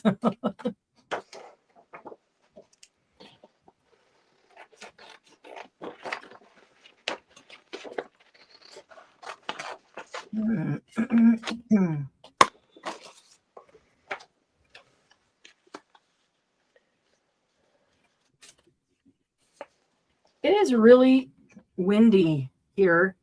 The sky is gray. The clouds are black. It was supposed to rain, snow, thunderstorm today, and that's gone. Not going to do it. But but the wind sounds like Halloween. Oh, Kind of crazy. Woke up on Christmas morning at 7 o'clock, went outside with Lucy, and like, it sounds like Halloween, not Christmas. we have it much colder than Christmas. Or than Halloween. We know it's Christmas. Yeah, we have been all week long. We've been averaging 31 degrees higher than the average high. Well, that's huge. Yeah, not the average, the average high. Yeah, yeah. That's a lot, 31. It's been in the 60s all week. Like, doors open. Perfect weather. But definitely not winter. Definitely not Christmas feeling. Definitely better than what we have here. Yeah, you're getting it all. Okay, let me go get this. Let's see. It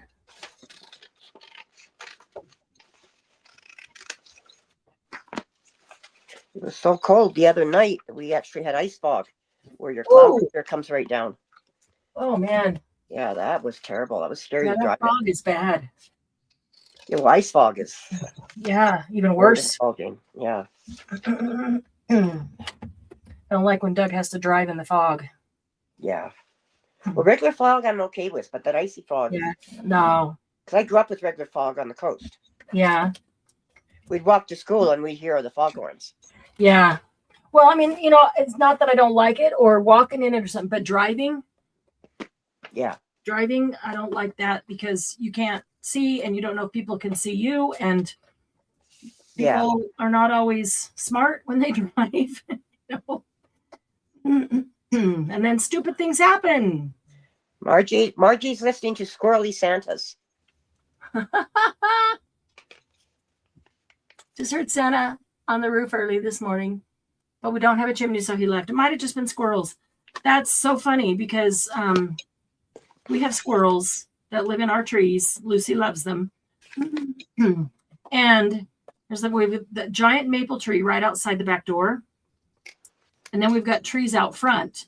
And so I can be sitting out in the family room and hear squirrels go pitter patter across the roof, going from front to back or back to front. Yeah. It cracks me up. Oh, there they go again. Like say, Lucy, they're out front, or Lucy, they're out back. Go. She likes the squirrels, but she wishes they would come down and play, and they just tease her from the treetops. Let's start with that one.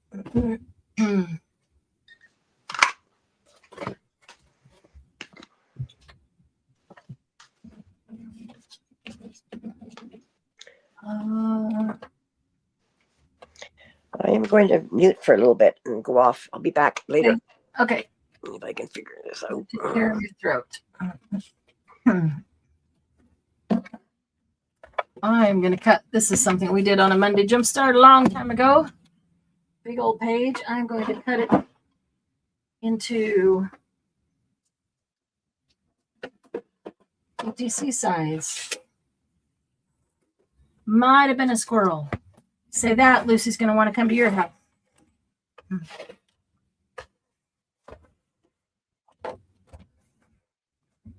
Let's see. I hate when I can't see where the thing is.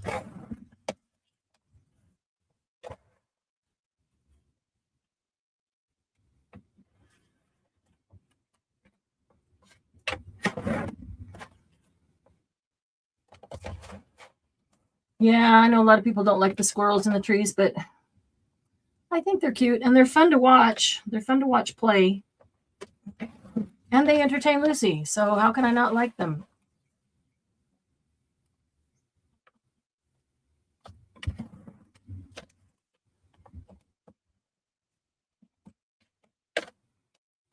So what are you having for dinner later, Margie?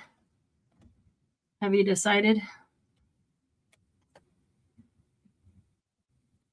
Oh, I was watching this show last night. It's on Netflix.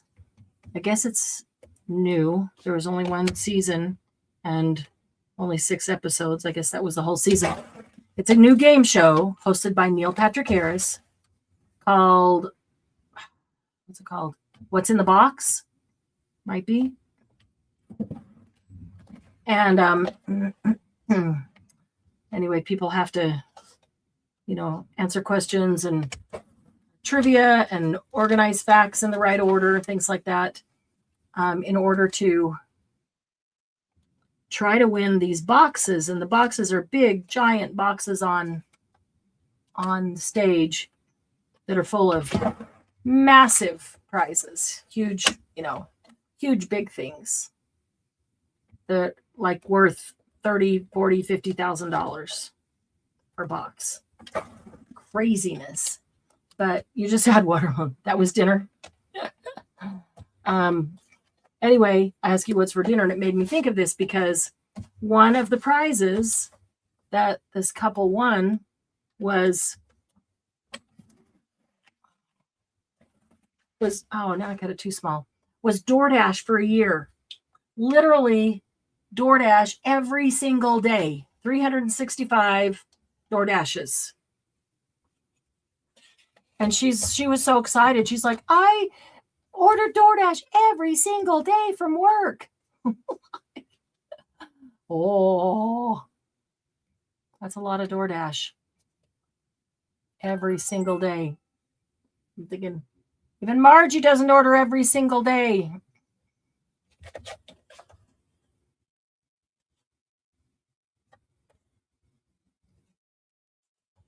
That is a lot of DoorDash.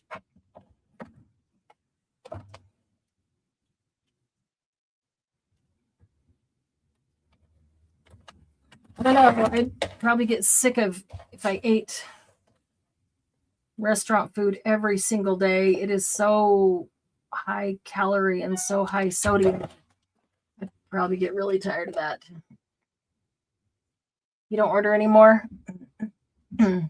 Yeah, modern, let's make a deal.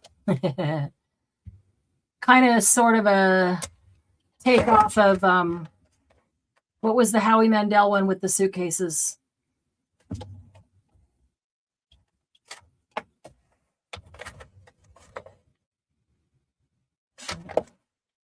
This should be 2.5.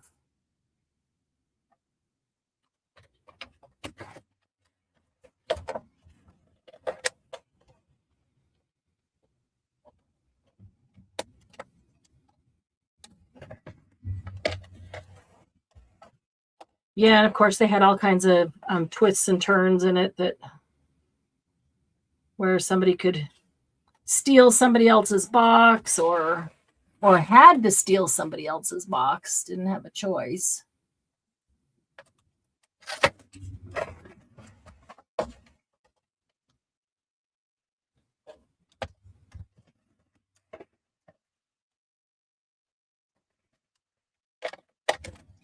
Or had to give up one of their boxes, give it to somebody else, or watched. Oh, you watched it a few times, but don't remember the name?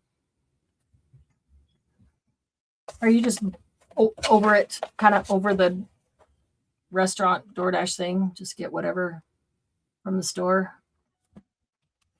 Gets old.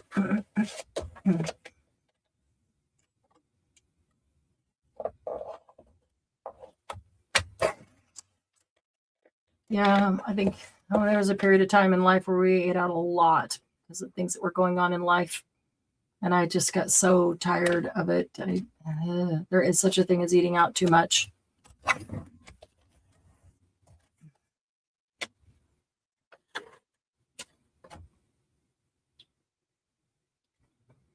Too hard to get into your account. Oh, the Netflix account or the DoorDash account?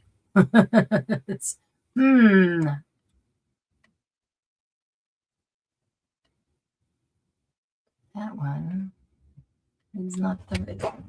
I wonder why.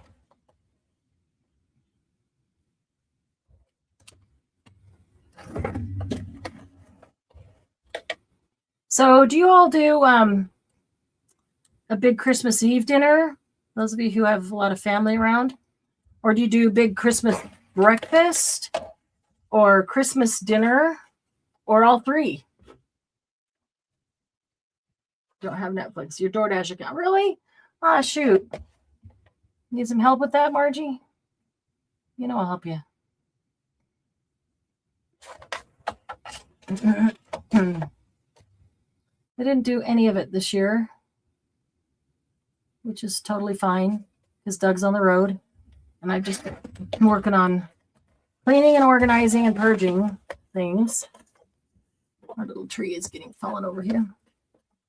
But the kids couldn't come up and we couldn't go down, so we didn't do any of those things. I used to host Thanksgiving and Christmas big dinner, you know, I say dinner, but I kind of probably more lunch because I don't like it that big dinner to be so late in the day. I would rather have it earlier, like no later than 2. So you have time to eat, walk it off or sleep it off or have leftovers, whatever. But COVID kind of turned all that around, you know. Haven't done near as much of that since COVID, and I just don't see us going back to it.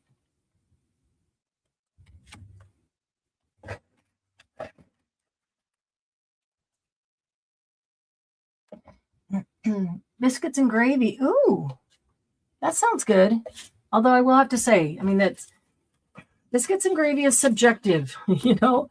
It's depends whether the biscuits are really good and whether the gravy is good. Not all gravy is created equal in my mind. So if it's really good, if it's good gravy, then yes, that's awesome. Actually, that sounds really good. Probably anything sounds really good right now. Hungry. Are you making it, Margie? Are you ordering it? Did Penny bring you biscuits and gravy? I need to talk to Penny because she's a master orchid raiser, and I want to get some tips and ideas on orchids. I've always killed them. Always, never kept an orchid alive. I have one that, even though the flowers died and fell off, I have kept it alive. It was just the stick. And I went online and looked at, you know, how to take care of them. And one person said this way, one person said that way. And when I chose one and did it, and now there's a new stem growing off of the stick. I'm very excited. So, and the leaves are still green. So I'm assuming that means my orchid is still in good shape. I know that Penny is a master orchid grower. Pillsbury biscuits in a can and a can of sausage gravy. Oh, who was you had to have all the trimmings and had leftovers for, oh wow. Yeah, glad to be done with that. Who makes sausage gravy in the can? And it's got to be decent or you wouldn't eat it. So, I mean, I'm not above getting pre-made sausage gravy if it's really good. You know? I do like a good local restaurant that makes homemade, you know, biscuits and gravy. That's always really good. Although I rarely get that. Sounds really good, but then I rarely get it because it's usually heavier and way more food than I want, especially at a breakfast or brunch setting. Never had it before. We shall see. Okay, awesome. I will wait for you to tell me if it's good, if it's worth. Oh, well, you know, everything's worth trying once. Not going to kill us. It's only one meal. So worth trying once. If it's good, great. If it's not, oh well.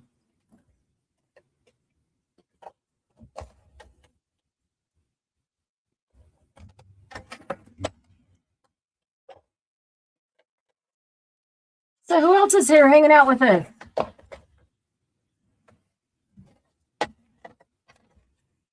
Maybe people just have it on in the background or in their ear so they don't have to pay attention to family. I don't know.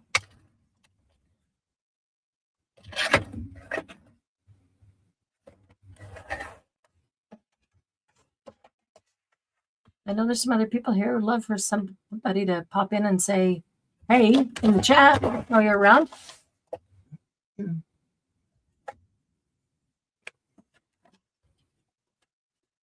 Probably yucky, but a pecan pie. There you go. There you go. It doesn't matter what it is when you have pecan pie to wash it down. Yeah. Although I eat the pecan pie then first and use something else to wash that down because I'm not crazy about pecan pie.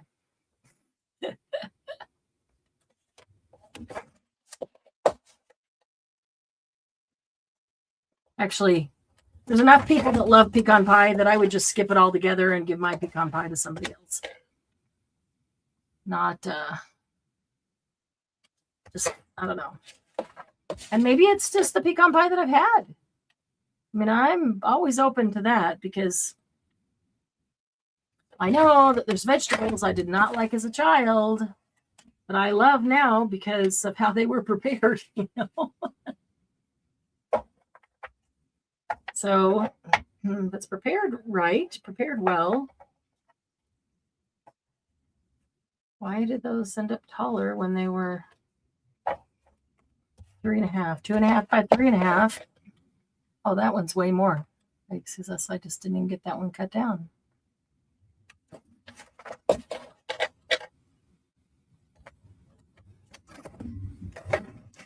Okay. So I think I'm going to start gluing those prompts on and put together our prompt cards for next year. Never had a bad pecan pie. Well, I guess that's like when people love chocolate. They've never had a bad piece of chocolate because all chocolate is good. All pecan pie is good. I don't know.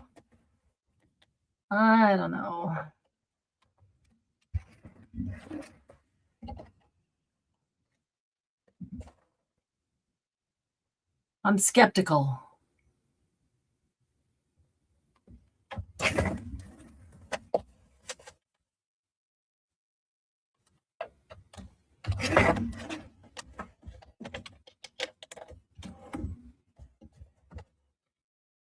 Two and a half by 3.5.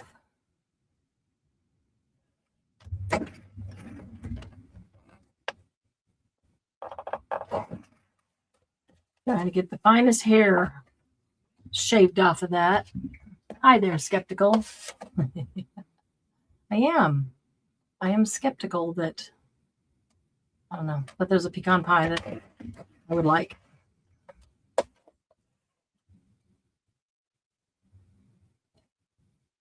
I'm open to trying, but that's one bite. Unless I find it really amazing, then I'd have the whole piece, but I'll try a bite of a new food. Especially if somebody I trust says it's good, but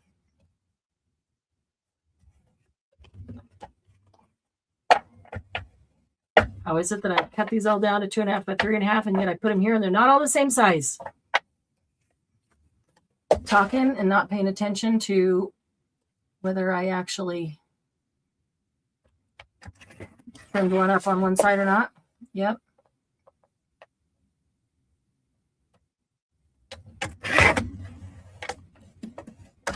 You're not allowed to like pecan and spile. You can have it. I will support you on that, Margie. I will say, no pecan pie. That's Margie's. Yep. I will totally support you on that. I would much rather have apple pie, especially a Dutch apple pie or a deep dish apple pie. Although when it comes to desserts, pie probably isn't even my first, well, definitely isn't my first choice.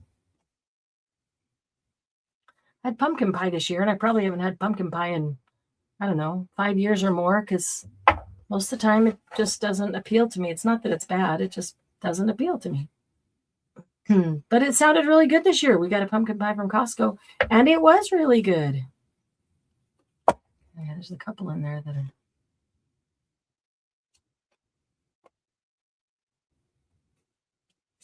same bigger. Let's check them out. It's supposed to be 2.5. Go. Yeah, no, I'll gladly gather up all the pecan pie for you. And the fruitcake. Pumpkin pie and fruitcake belongs to Margie. Do not make me.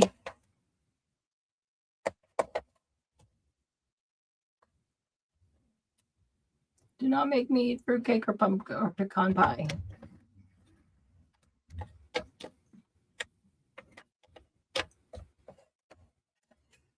You are sweet enough. Don't need any more sweets. Right, Margie. Right. Yeah. Mm-hmm. That's the ticket. That was you. They were saying was sweet enough.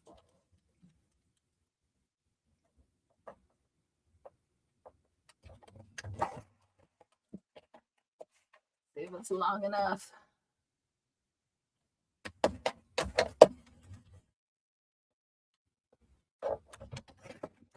This turned out to be way more work than I expected just to cut these little ATCs and make them all the same size.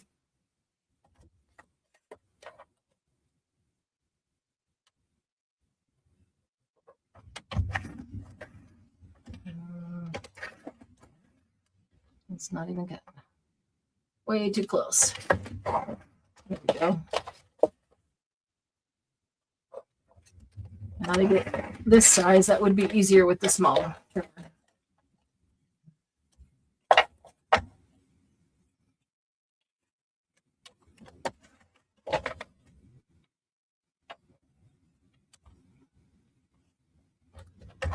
So I'm glad Penny came over last night and brought you your box. That's awesome. Or a package, wasn't a box.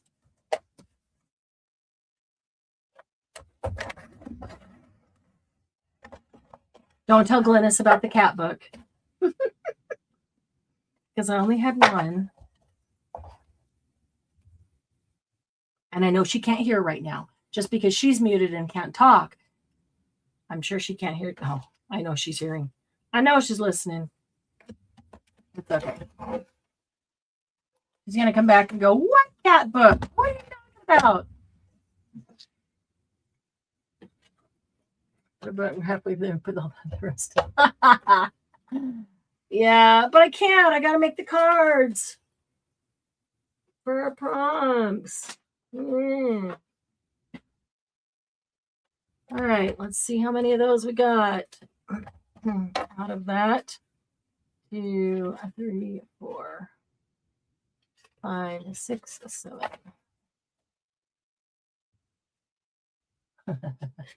8, 9, 10, 11, 12, 13, 14, 15. They're pretty thick too. It's watercolor paper or mixed media paper. What did I say? 15? Right now there are 15 in the color category and there's 15 in the media category. 15 of those. She is listening. I know she is. Was that a raspberry? 3, 4, 5, 6, 7, 8, 9, 10, 11, 12, 13, 14, 15. Awesome. So for the media and for the colors, decorative elements, there's 18. Shapes, there's 27. Let's see. 1, 2, 3, 4, 5, 6, 7, 8, 9, 10, 11. I can make more of those. 11. Let's see. 4. And this would go with media.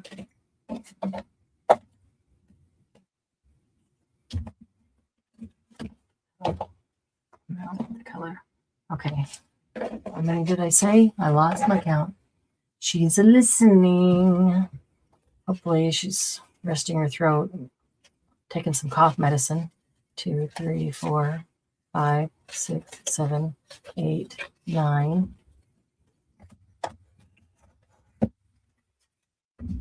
10, 11, 12, 13, 14, 15. 15, 15, 16, 17, 18. It's 18 decorative elements. And they say shapes is 27, and I forgot how many I said here. 3, 4, 5, 6, 7, 8, 9, 10, 11. I thought there was 12.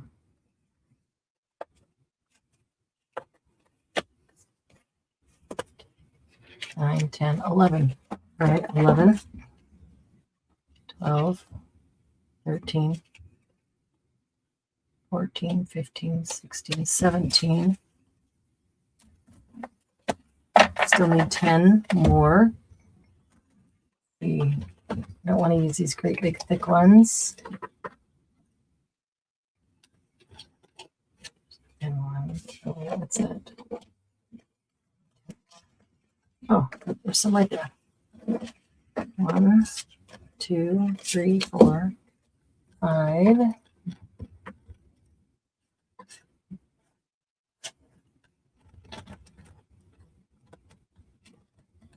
Those are all big ones. Okay.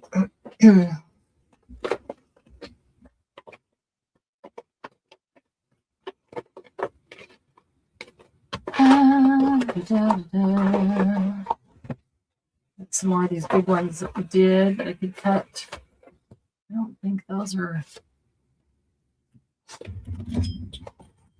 squares or even, let's see, not even 3 inches, let alone 3.5. And still could cut them. They'd have a lot of white on them, but okay. They're 2.5 wide. They're 2.5 inch squares is what they look like.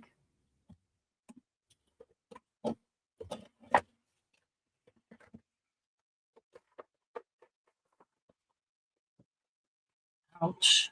Okay. And there's that. I could use that one. Actually, maybe I should. Then I'll have to cut up one of these squares. I can just cut off the size I need. Yes, let's do that.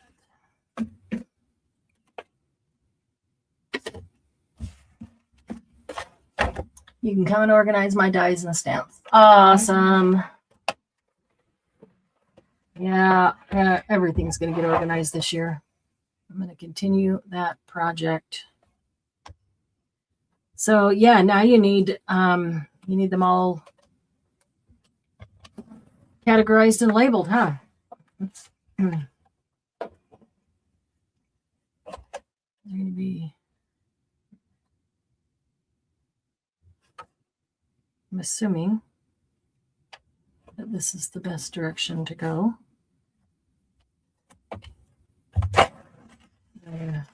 Width.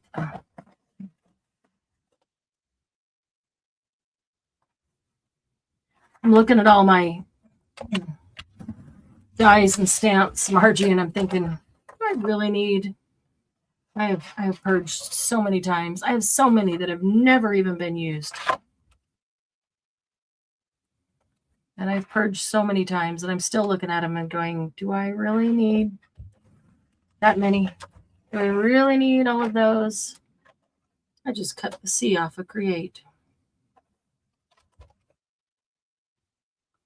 And not all going to get on that one either.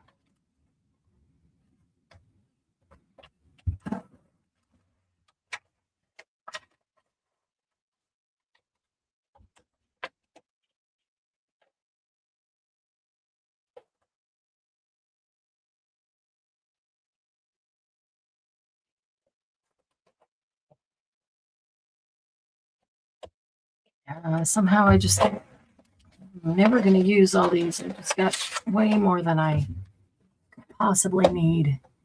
And stamped out. Yeah. Organized, labeled, and stamped out on index cards.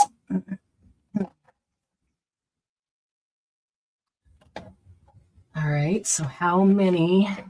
3.5. How long is this?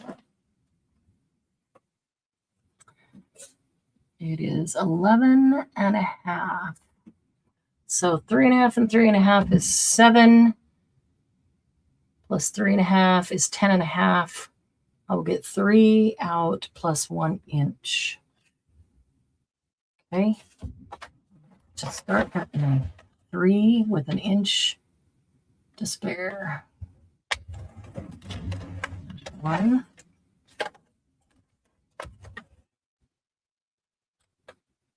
I don't need to count because when I come to the end, that's the end. It doesn't matter how many I count, right? Started on the dies, but got bored and then got sick. Did you? You did get started on them? So, I mean, it's a lot of work. You really just have to kind of do it in chunks, right?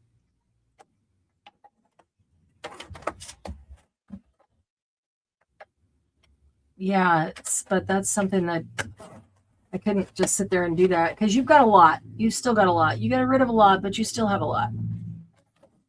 And I don't think I also or either would be able to just sit there and do that from start to finish in your whole collection or my whole collection.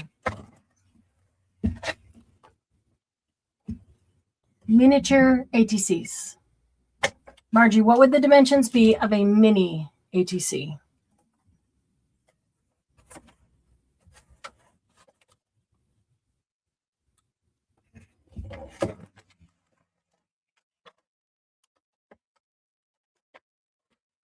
Oh, my arm is so swollen. I need to focus on it, but I ain't a camera. Well, it seems like the kind of, maybe a little bit here and a little bit there, because that would be hard just to sit down and do it all start to finish. Me, math? Yeah. What would be the dimensions of a miniature A2C? Yeah, you have a good math brain.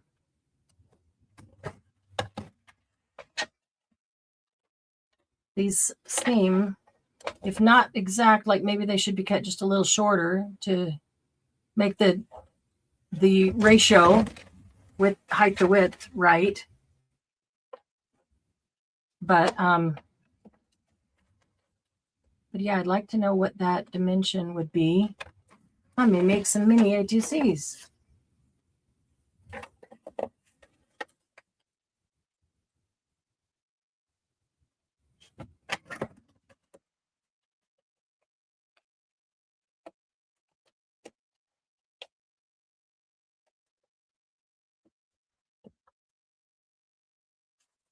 Let's see, maybe I'll let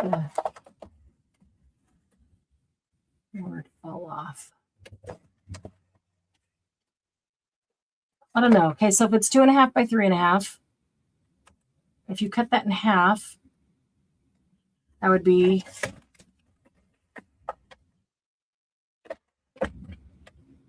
1.5 plus 1/4, right? So 1 3/4. Is that right? Follow me. Make sure I'm right. 1 3/4 by 2.5. Half of 2.5 would be 1 1/4. So 1 3/4 by 1 1/4. Does that sound right? Yeah, that's what I'm doing. 1.75 by 1.25. Does that sound right?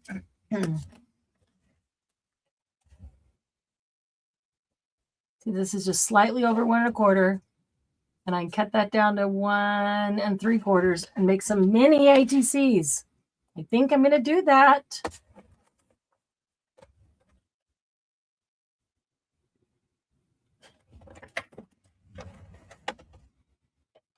One more. One more strip. What do I know? It's mathing.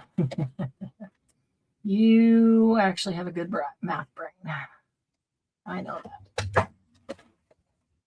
At least you can check me and see if I'm right. Doing it in my holiday brain.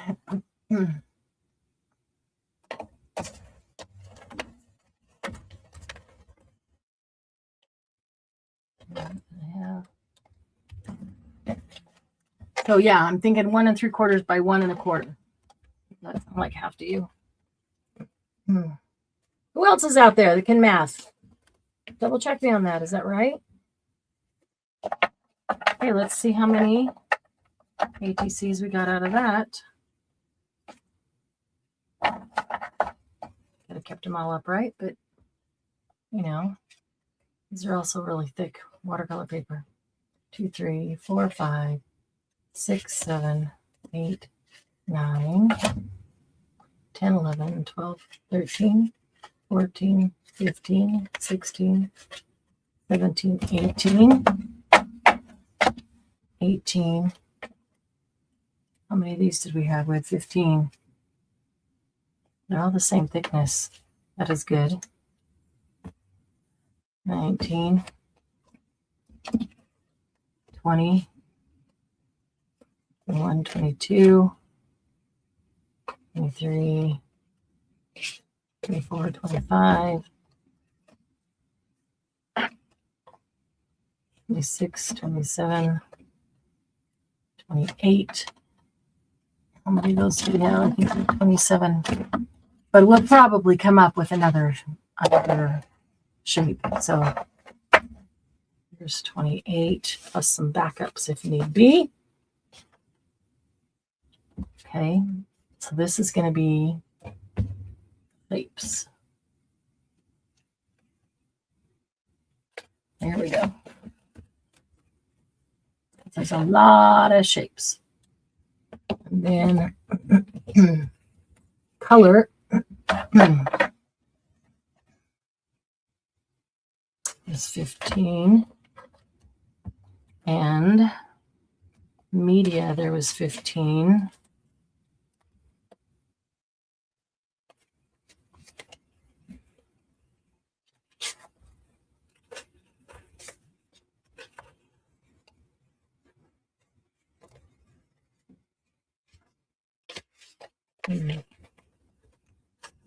Eight, 10. Those are there. 11, 12, 13, 14, 15, 16. That gives us another one for something that we know we're still going to come up with. Okay. And decorative elements, there was 18. It's just a boring page. I kind of like when they're all the same kind of paper. So then if you reach in to get one, I can't tell by the paper what it is after a while, you know. Get to know that this is on that kind of paper and that's on that kind of paper. And my brain can cheat for what it wants. I don't want to do that. I want it to challenge my brain. 1, 2, 3, 4, 5, 7, 8, 9, 10, 11, 12, 13, 14, 15, 16, and 17, 18. Okay. No, I really like those. Maybe we'll think of something else. Is there another category or are there other things that I didn't think about putting in these prompts? Take a full-size ATC and cut it in half and measure it. I can tell you the dimensions of an inchy. I can tell you the dimensions of an inchy and a twinchy and a thrinchy. That's all. That's it. Okay, so if I took an ATC and I cut it in half this way,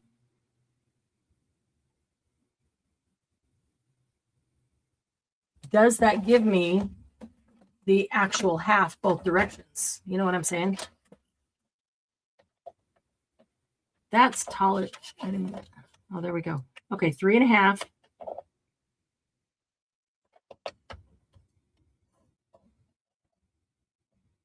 Cut it in half at 1 3/4.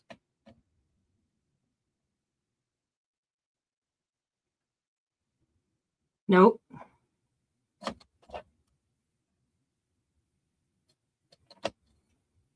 Because it's the long way. That's actually bigger than half of it. It would still be mini. It would still be smaller than. It would still be mini, but it would not be exactly half. Here's why. Because the long way is 3.5. So if I cut it in half, this now becomes the short side. And if I was going to make it exactly half, then the long side would need to be half of the long side, right? Am I thinking this right? It would be half, but it would now be turned around this way. And what was the long side now becomes the short side. And so the long side is now 2.5, which was the short side. And the short side is now 1 3/4, which is half of the long side. Does that make sense? So it would be smaller. It would be mini, but it wouldn't be exactly half, I guess. But it would still be mini.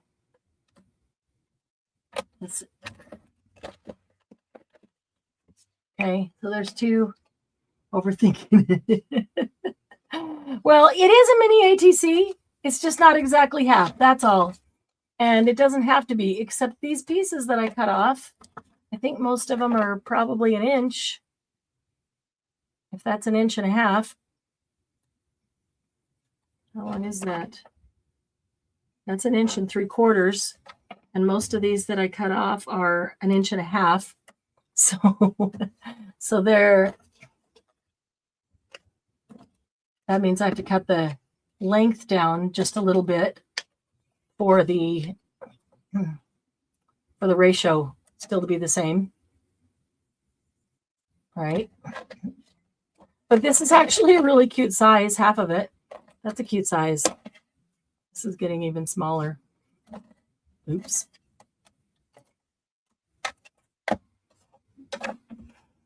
So what did we say? 1.5 by 1 3/4. Now I got to try this.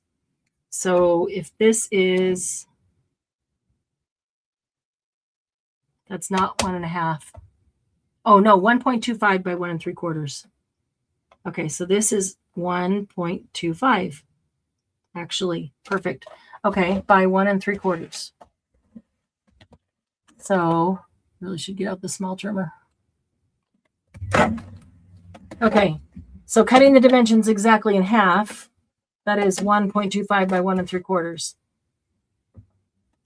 There's 3 sizes of ATC. All with the same ratio. Take one of the minis and cut it in half. Take this one, cut it in half. It is 2.5 long. So that means it comes 1 1/4.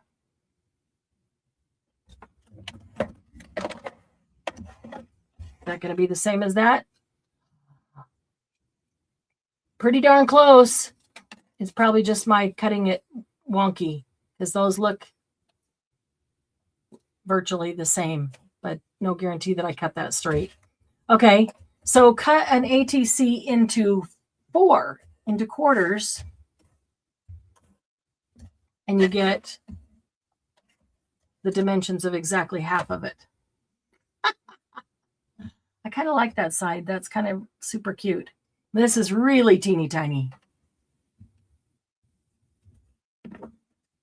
I do have a bunch of things that I've been collecting, miniature things to go in a mini shadow box kind of thing. And I really want to do that this year as well. So mini ATCs would be super cute in there. Like those mini playing cards, which I hope I still have some of. Hope I kept some of. But that's probably even too big for that. This might, or even smaller. What happens if we cut one of these in half? Is that is 1 3/4. So that would be half plus an eighth, right? Oh, not I can't do that with this. Half plus an eighth. Set that down.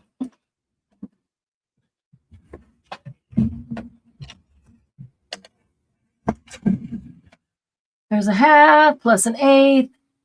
No, half plus a quarter. Is that right? A half. No, that's a half. 1, 2, 3. What's half of 3/4? That's a half plus a quarter plus an eighth. All right, so half plus a quarter is 3/4 plus an eighth. So it's like 7/8. There we go. We just invented a new ATC size. Yep. We'll call it MATC, Margie ATC, because everything's in miniature with Margie. Margie Artist Trading Card. Okay. There are our sizes. And they're all in the same proportion. Artist Trading Triangles. Right? Well, okay, so we've got the coins. The coins are 2.5. Right? Yep, coins are 2.5. So a triangle. What if a triangle was 2.5 on all 3 sides?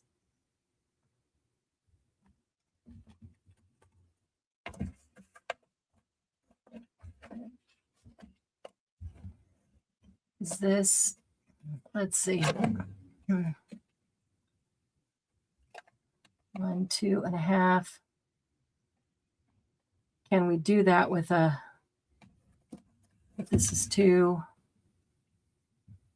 wide?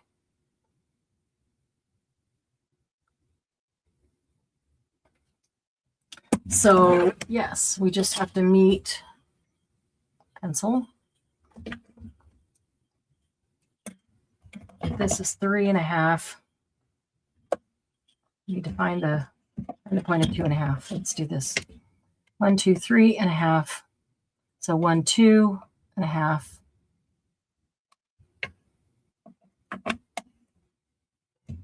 There's our point. 1, 2.5. Okay, so there's our, can I see the mark? Can't even see the mark. There's one here. I don't need to see the mark. I could just cut it off at 2.5. All right, so there's 2.5. Okay, and now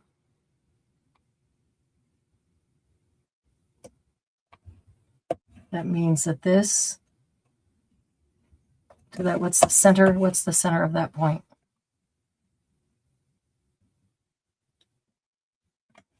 There's the center. Okay, so this point to that corner, that's hard to do on a rounded corner. Let me find a center here. We'll do it on a non-rounded corner. There we go. Okay, so that point to that point, that middle point, okay, and that point to that point. There we go. Okay, Glennis. Just cut diagonally. Half of the circle. Artist Trading Card half moons. Yeah. So that should be 2.5, right? That's a little more than 2.5. That's 1, 2 3/4. That one's 2.5. Oh, I know why. Duh. Okay, so these need to be 2.5. That is 2.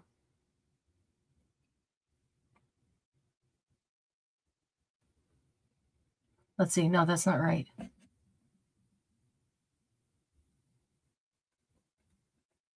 I should be doing this on the other side. It'd be easier to see. 1, 2. 2.5, and that means that this should be, yeah, okay. So if that is centered and that point and then that one to this as a point. Okay, those should all be 2.5. 2.5. 2.5. There. There we go. There's our ATC triangle. 2.5 all the way around. Ta-da!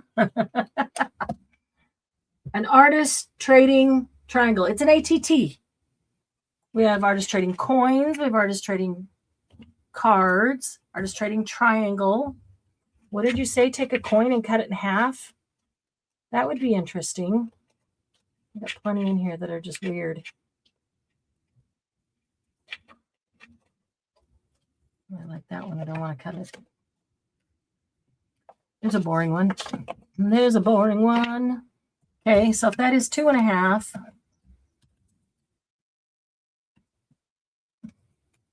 which it is, then would be cut at 1 1/4, right?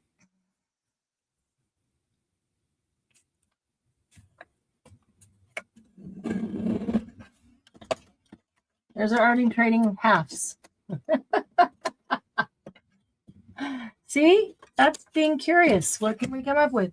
So yeah, maybe we can have our own artist trading triangles. I don't know. What do you think about these? Pac-Mans. They are Pac-Mans. They're kind of small, but then they're no smaller than the minis. I do like these miniature. I like even that one's a good size for trading. But this is super cute for making little guys.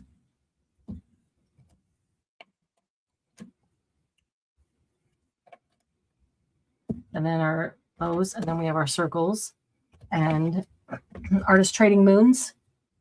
Artist trading shapes. Juliet, you've never heard of artist trading coins? Also ATCs, artist trading coins. They are a artist trading cards are 2.5 by 3.5.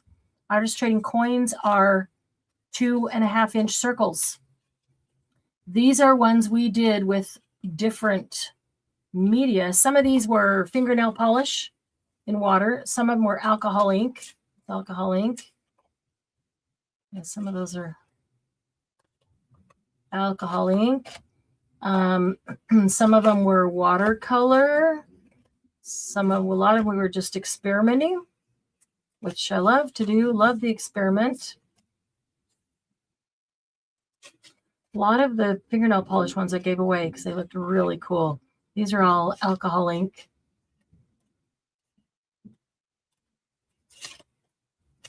Maybe I don't even have any of those left. These are all alcohol ink on plastic paper. Okay, that is that fingernail polish or acrylic paint? That's fingernail polish. That is fingernail polish. That one looks cool. It's metallic, so probably not showing very well on camera, but it's teal and purple metallic. This one is also fingernail polish. That one's fingernail polish, and that one too, and that one, and that is not. That was some other types of sprays on plastic paper, alcohol ink. That looks like it was probably a shaving cream, acrylic paint and shaving cream.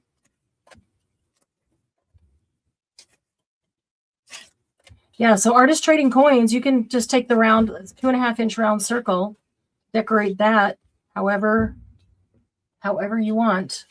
And that is also, I like that one. That is also an acceptable ATC. The two technical ATCs are these two.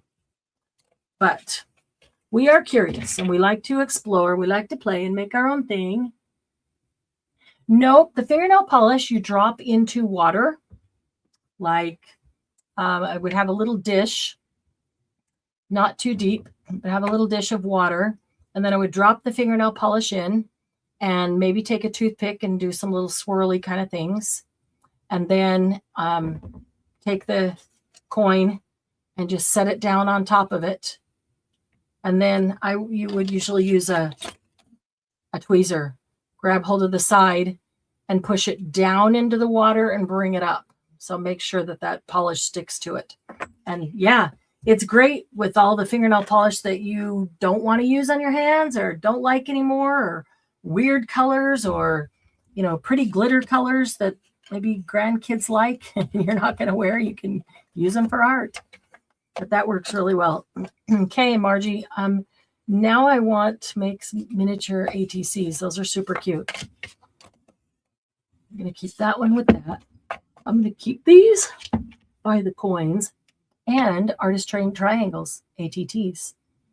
That would be a challenge to decorate them. You could probably turn a card into a triangle, make it bigger so it's a bigger part to decorate. This is basically going off the 2.5 inches of the circle, but this gets the smallest, as in space to decorate, surface space to decorate. That's the smallest there. So okay, so let's see, back to our counting and calculations. I feel like I want to do something on some of these ATCs before I put the words on, but not these. These have plenty. These have plenty of stuff on them.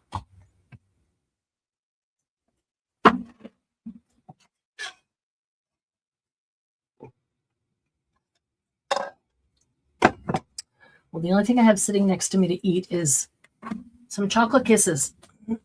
I'm thinking I'd like to round the corners.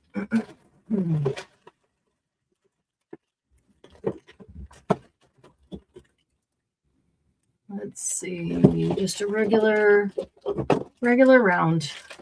There we go. My job is done. Margie. Yeah, not quite. As long as I'm still here, you still got a job.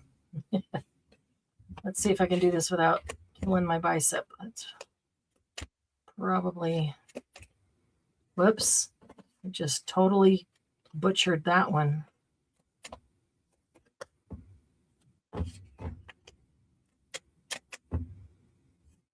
Or maybe not. Maybe it just didn't go all the way down the first time. I don't know. That is hard to tell.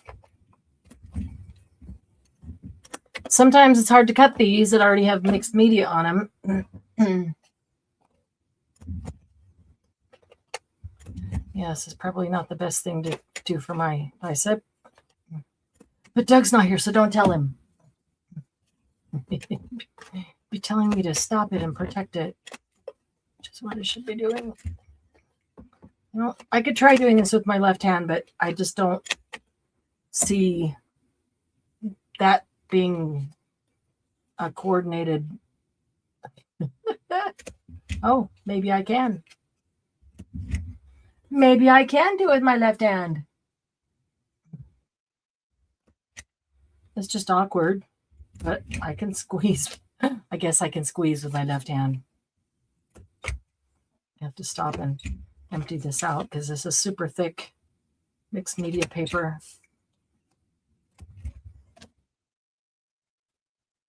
But no, don't do mixed media. Yep, I get it. Although, sometimes I would call a cat mixed media. Especially that cupcake.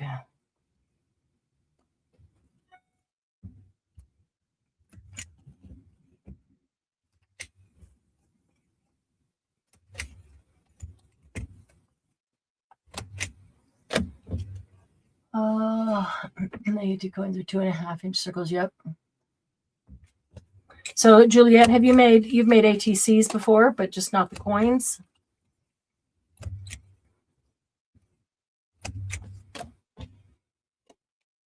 Like it's a little better when they're rounded.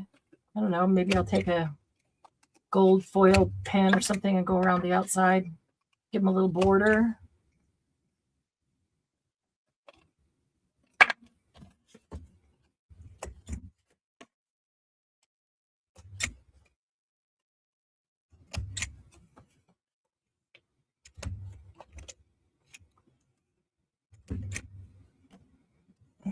Do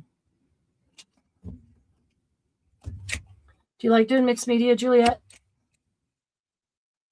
Like on ATCs?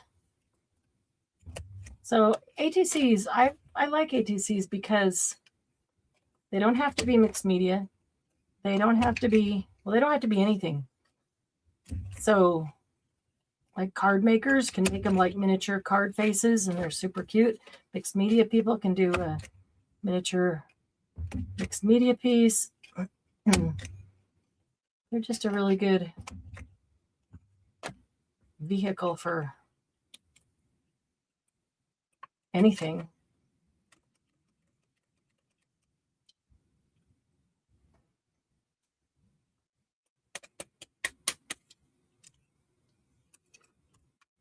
I can still see pieces down there.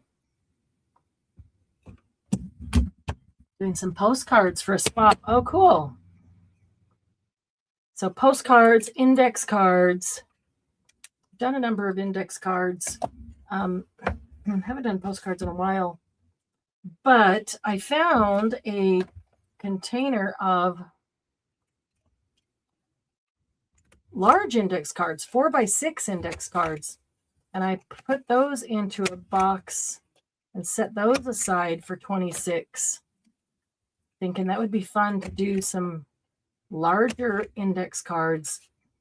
They give you a little more room to do stuff on. Even just doing some backgrounds and then writing a favorite quote on them.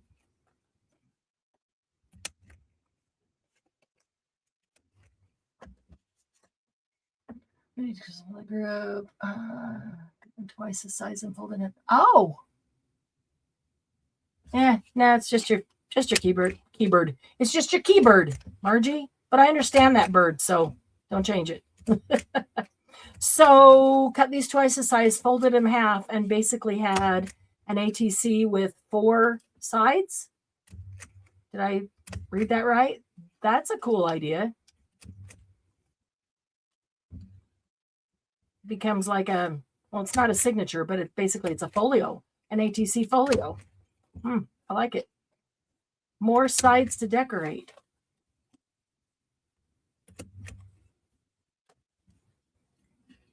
A mini greeting card. Yeah. This says greeting cards have to be any particular size. Who says anything has to be anything? That's what I like about art. There are no rules in art. It is whatever you say it is. It is whatever you want it to be. It is what it is. Which is whatever you determine.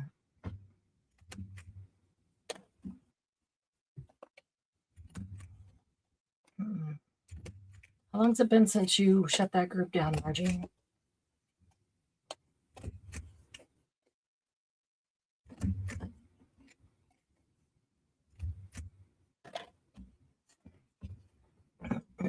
I know it's been a number of years, but can you hear Lucy's jingle bells? She has a thing that goes around her neck that has jingle bells on it. She loves it. Actually, it's part of an elf costume, but I don't really like the costume body piece so much. But she loves that little necklace thingy. Many years. Hey, Lucy.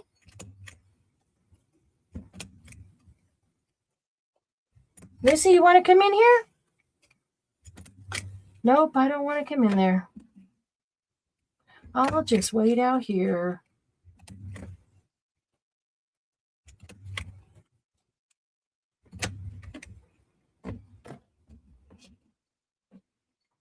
andDoug. Yeah. She loves wearing necklaces and clothes. And I used to see people, dressing up their dogs and think, oh my goodness, the dog's got to hate that. And person just likes it. And I'm telling you, Lucy, even like just putting on her coat if it's really cold and she needs a coat. Excuse me. She loves it. She loves putting on her coat. She loves getting her leash or her service dog vest. She loves when I put this, jingle bell necklace on, costume. She just loves it. If you go to take her collars off, she has her regular collar, and she has another collar that has a remote control on it that opens up her door, and so she can go into the backyard whenever she wants.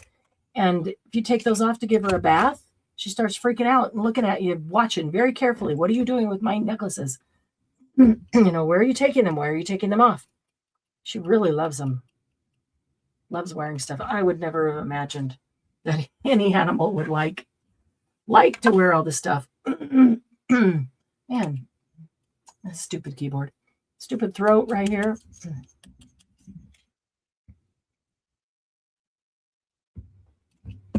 Yeah, so now, I'm sure that some people just dress them up whether they like it or not. But now I know that there are some animals that really do like it. Lucy's one of them. She's got a coat because it gets really cold. But I don't really dress her up in other stuff. She would love it if we did. Don't like the elf costume, but let her wear the jingle bell necklace. She really likes that. Has a wardrobe? Not really. She does have a winter coat when it gets really cold. She's got a necklace wardrobe.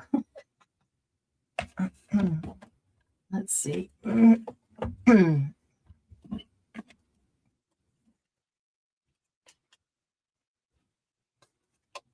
Yeah, she would wear more if I would get her more or let her wear more. She really likes wearing the stuff. Let's see if my Bluetooth is. There we go. Here we go.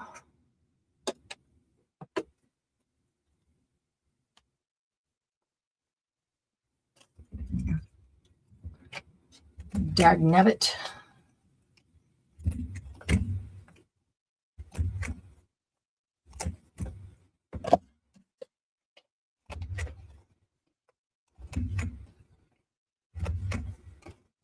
Well,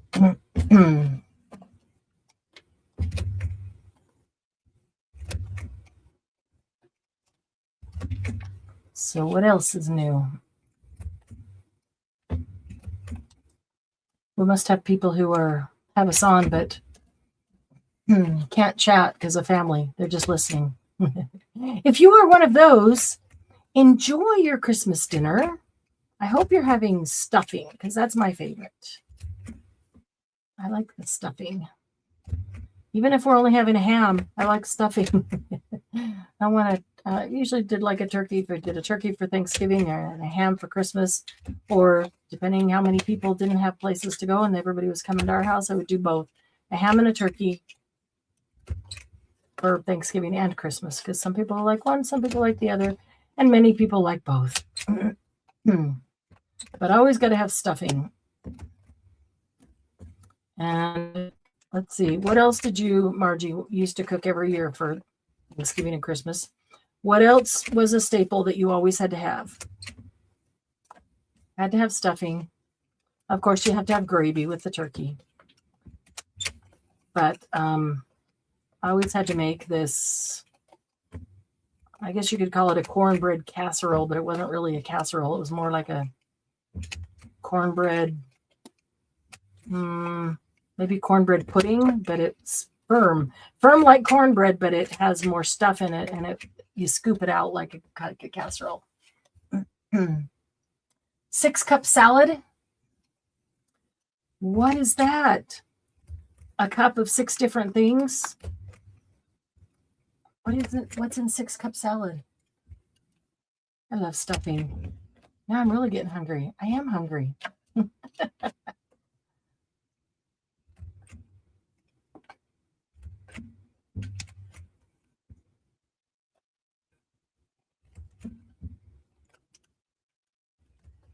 I never did the like the green bean casserole. That, I guess is a staple for a lot of people. I never did the green bean casserole, but always stuffing. Always had to have cranberry because Doug really likes cranberry. I can kind of take it or leave it. Mostly he really likes it on the leftovers to have a turkey sandwich with cranberry on it. But my brother had a recipe for the very best fresh cranberry. It was yummy.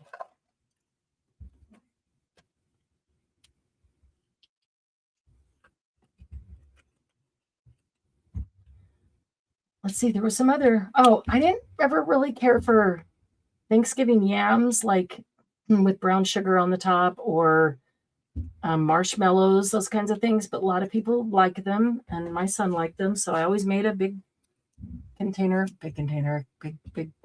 dish of that.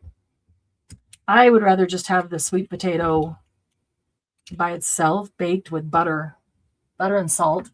Cup each of sour cream, cottage cheese, drained crushed pineapple, marshmallows, maraschino cherries, and coconut. Oh, okay, hang on. I'm writing that down. Those are all things I like. I don't think I have any marshmallows in the house because I don't like them all that much, but in this salad I would. Sour cream, I have that. Cottage cheese, I have that. Drained crushed pineapple. Probably don't, but I might. Marshmallows. I don't have marshmallows. Maraschino cherries. I'm assuming that you cut them in half. Maraschino cherries. Is one of those little jars of maraschino cherries, is that a cup? And coconut. I love coconut. Good, I'll get this salad all to myself because Doug doesn't like coconut. But I love coconut. Yeah, let it sit in the fridge overnight. Need it within a couple of days. Oh, that actually sounds really, really good. I'm going to try that. I wrote that down. I might have some pineapple. I'm not sure, but I don't have marshmallows. I don't have maraschino cherries. Never measure. Just dump a bunch in. I am with you. If it looks like it needs more of this, because there's too much of that, then that's what I do.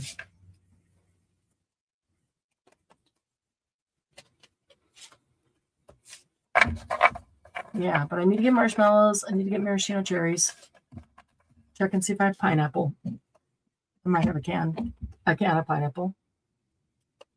And then we'll have a New Year's 6-cup salad. Toss it all together. It sounds really good. Sounds like a great dessert to me. And sour cream is healthy for you. Cottage cheese is healthy. Those are both really high in protein. Pineapple's good for you. Marshmallows, I could go light on the marshmallows anyway because that's not my favorite. Maraschino cherries are fine. And coconut. I actually have some fresh, what do you call it? Sliced coconut or shaved coconut?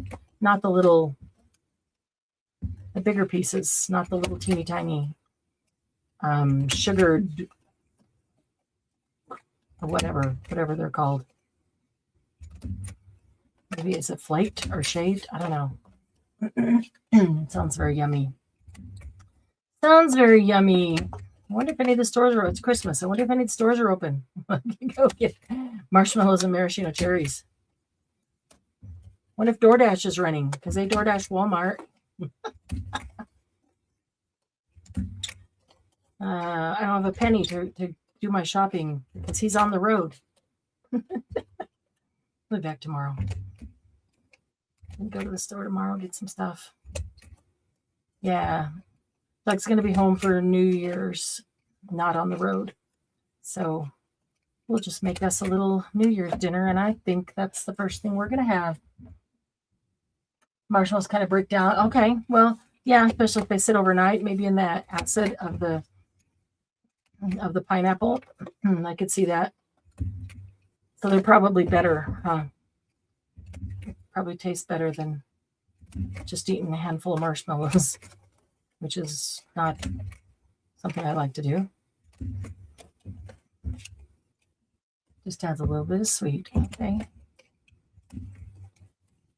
And it sounds like definitely marshmallows, not marshmallow fluff or anything like that, because that wouldn't give you scoopable pieces. Actually, that sounds pretty gross. Think about putting that in.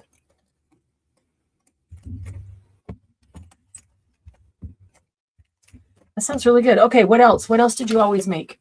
Besides the meat, stuffing, gravy to go with that, the 6-cup salad, the yams or sweet potatoes. I only do those when my son's here because he really likes them. I always do just some vegetables, like just green beans, not green bean casserole, but just green beans, maybe some corn. I like vegetables. I like broccoli. Some roasted broccoli sounds really good now. Definitely better in the salad. I'm not a big fan of just marshmallows either. Yep. Okay, well then I trust you, and I'm going to try that salad. When we have a campfire, I like to roast the marshmallows and give them to somebody else to eat. Not a big fan. I do like maybe 1 or 2 just to eat the perfectly roasted outside off of it. Slides off. I do roast marshmallows really well. Learned as a kid. But I will roast them if somebody else can eat them.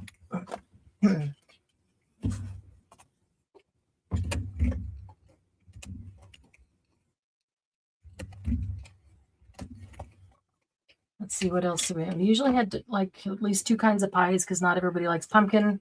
We have like a pumpkin and an apple. Corn. You like corn too? Yeah, I like corn. There's also corn in the cornbread casserole. Use a cornbread mix, like one of those Jif cornbread mixes. And then trying to remember the other things that are in it. Like there's some French corn in it, or no, it's a can of creamed corn. I think there's some sour cream. I don't remember all the other ingredients. It's been a couple of years since I made it. I didn't have to make it last year either. Pumpkin for him and pecan for you. There you go. Ours was usually pumpkin and apple.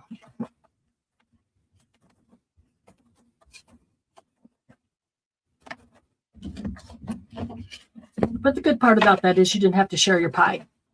You could come back for another piece all week long and your pie is still there.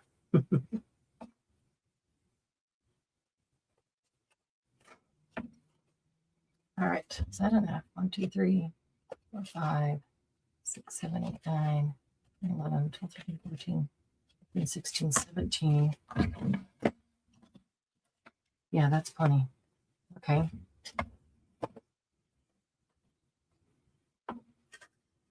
Maybe I should just put these on there. Just as well, start putting them together. Oh, I still got to do those. Corn, ooh la la, is not just corn. Okay, what did you do to your corn? How did you elevate your corn? I mean, I really like my cornbread casserole or whatever you want to call it. I guess it's a cornbread casserole. That was elevated corn, an elevated cornbread. But just corn, ooh la la. How'd you do that?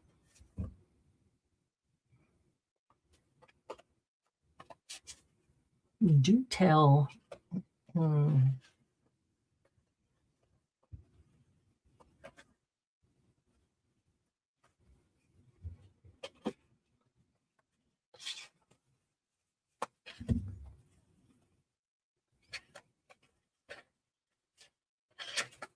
Wow. I'll leave those through that for now. Dice an onion, cook it in a skillet. Add corn and sour cream. Okay, now you're getting close to my cornbread casserole. Yeah, definitely. Onion, there was onion in it. Now I want to go look up that recipe because I don't remember. all the details. Onion and a cornbread mix and corn and sour cream for sure. I think I'm gonna.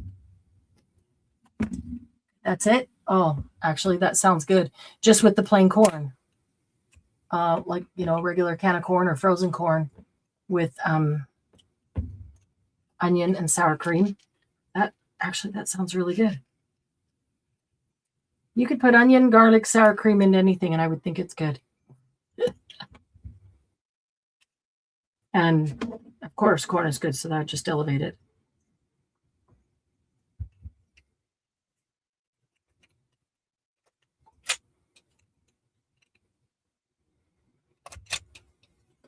All right.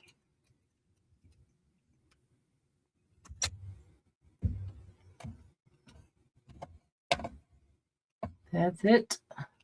I love the smell of just sauteing garlic and onions in butter. That is such a good kitchen smell. And then you can add mushrooms if you want. But just butter in the frying pan, sauteing garlic and onions.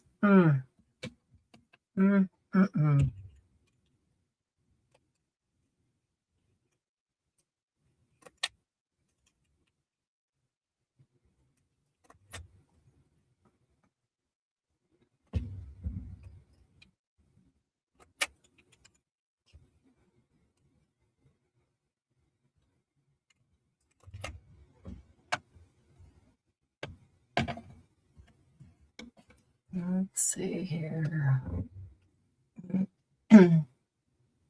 Rounding those corners are above and beyond. I know I don't have to, but I like the look. I like the look of the rounded corners. And if I'm going to be looking at them all year, rounded sides. Can't really round the corners of these because they're too little, but round the end, rounded ends. That's what it is. I like the look of the rounded ends. So this is more for me than anything, just because I'm going to look at them all year. I like them. I'm debating whether I want to ink the ones that have the colors on them with the color that's on them. Yeah, I know. A little bit overboard. Hey, it's Christmas. I'm just having fun hanging out with you. And if it takes me all day to work on those, then great. That's fine too. I didn't expect to even get these done. Whoops. Get these done today.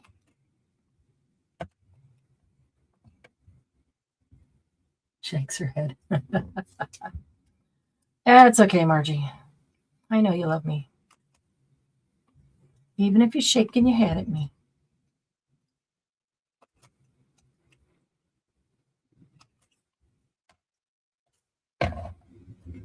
Nature calls. Yeah, I probably need to drink more because I don't know how long I've been sitting here, but nature hasn't called, and that's unusual. It means I'm probably not drinking enough. I think I need to empty this out. Getting backed up. Whoa, look at all those big, giant pieces of paper. Ooh. Yeah. I wonder. I couldn't even fit the next one down in.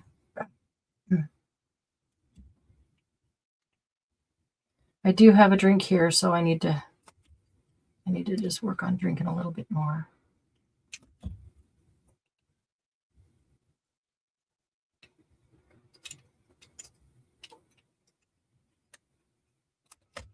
Well, I hope everybody that's got family around or had to do all the cooking and is having a good time, enjoying it at least, not stressing over stuff.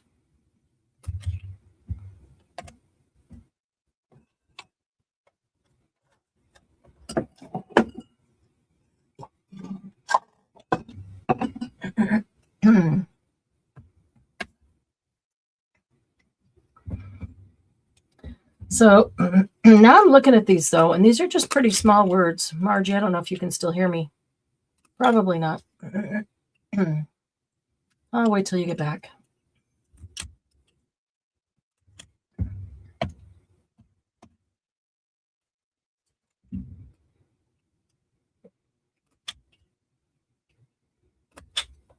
Do do do do do do do do do do do do do do do do do do do.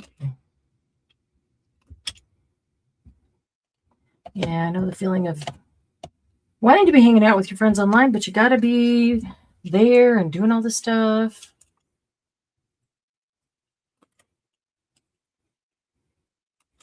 Sometimes I enjoy that.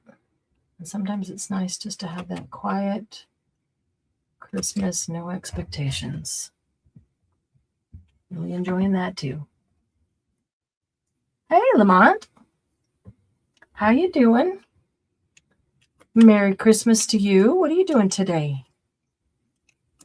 We're just hanging out, having a good laugh during the holidays, talking about stuff.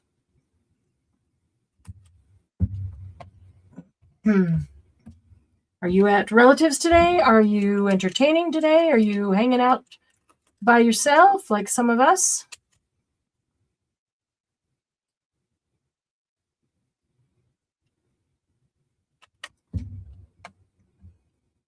All right, let's see here. These two go together.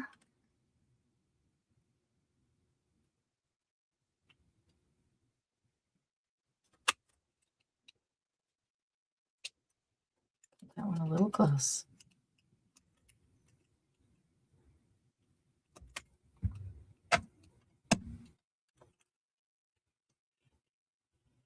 Doing fine, good. Home with family, been busy setting up a new art business. Nice. What kind of art business? And where are you located? Are you in the States? Are you in the United States? Or are you somewhere else?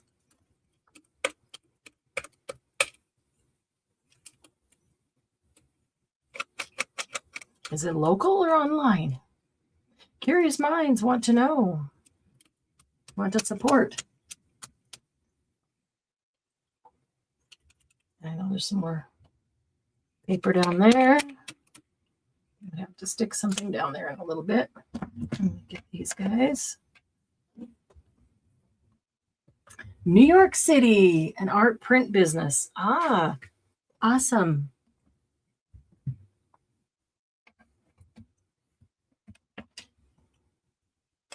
Okay, so watercolor paint or pencil goes with that one. I have to admit, the only time I've been to New York is through an airport.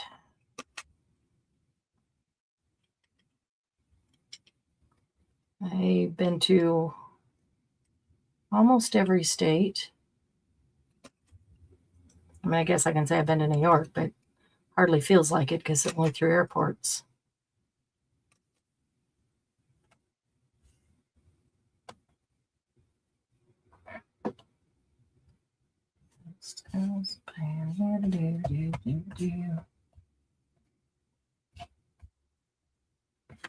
That feels like that should have gone with something else, and I'm not sure what. Guppy's keeping warm in the bathtub. That's awesome. So, Margie, now I'm looking at these little words. I'm thinking those are awfully little words to go on such a big card.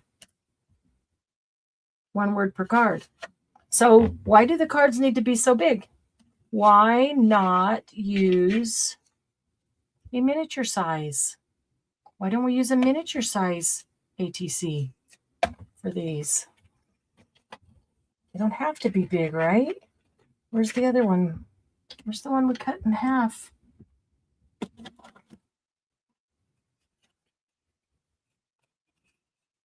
Not there. I probably buried it. I probably buried it. I thought it was right here. So now I'm thinking, if I take these and just cut them in half,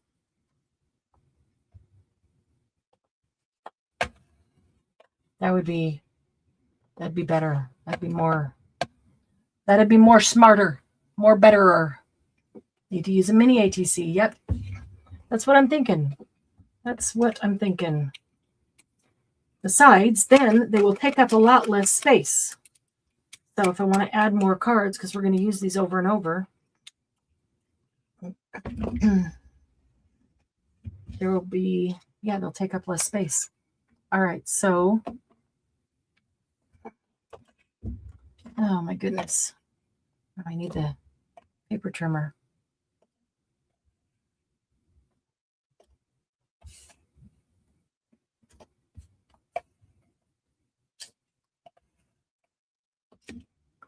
And the paint pencil. There we go. Okay. Get out of my head. So now, what did we say? 3.5. Half of that was 1 3/4. 1 3/4. I'm just going to chop them exactly in half. Then I have to round 2 more corners. That's going to give me a whole lot more, though. So that's awesome. We're going to have miniature cards. I like it.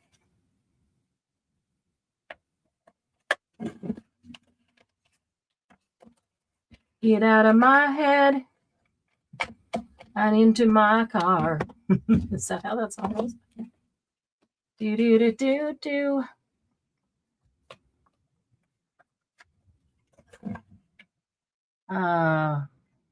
Yesterday, while I was working on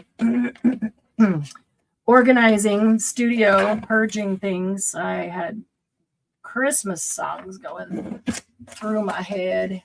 Perfect. Yeah, they are perfect. They're small and cute, and they'll take less space. I like them. I like it. I love it. I love it. Thank you, Lamont.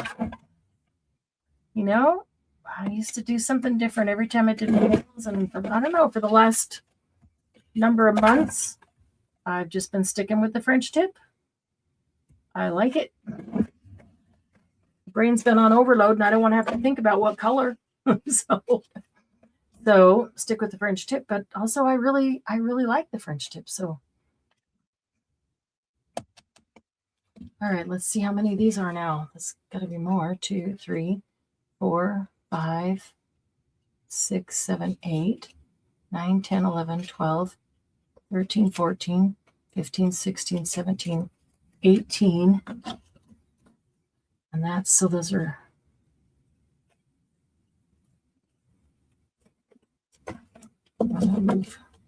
move some of these guys away. That goes with that. And then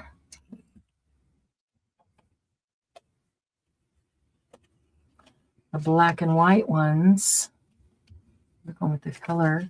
I have 15 of them, so I'm going to have, I'll have twice as many. Decorative elements.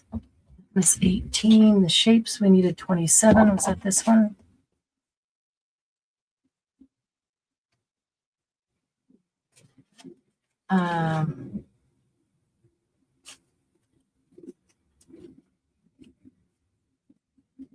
Six, 7, 8, 9, 10, 11, 12, 15, 16, 17, 18, 20, 22, 24, 26, 28, 29. So there was plenty of that. Just paint a Q on my nails, and then I have Q-tips. Love it. Oh, and these. Let's see. These are the same. These are different. Okay. 6.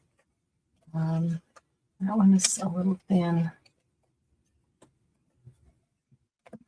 1, 2, 3. That one's pretty thin too. 4, 5, 6, 7, 7.5. 8, 9,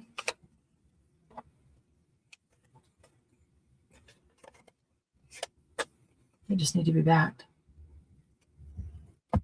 8, 9, 10, 11, 22. Okay. Keep these to the side. Turning this into a whole project. That's okay. I'm enjoying it. And again, if we're going to use it all year long,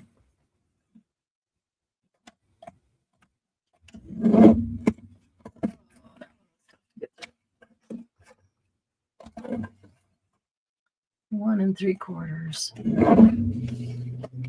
Better use of my time today, huh?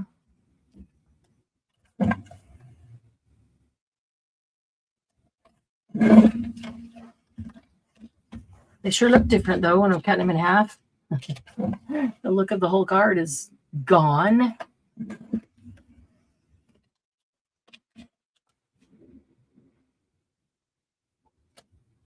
That needs to be glued back down. I cut that in half. It's going to fall apart. Let's get a teeny tiny bit of glue. Let's see if this is not plugged up.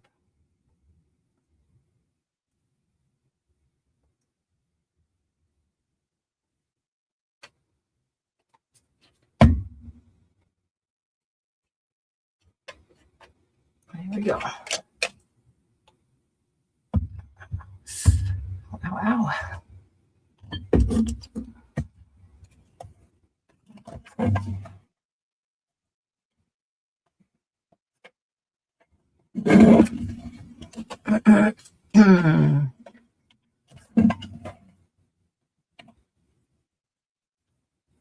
Yeah, me too, Margie. Mini everything else. Maybe they feel like the size of an ATC is already a mini. But I don't know. I like the mini version. It'll be our invention. Other people don't have to like it. Our mini ATC.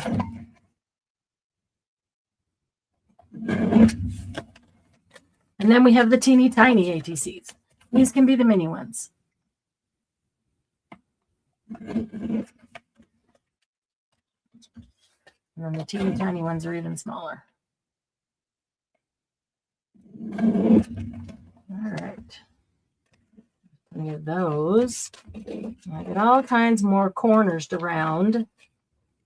2 on every one of them. Ultra mini. Minis and the teeny tinies. The minis and the Margies. The Margies are the teeny tinies. Okay. And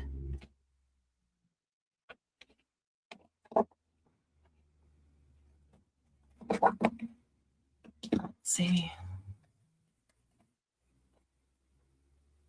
Some of these are kind of good backgrounds.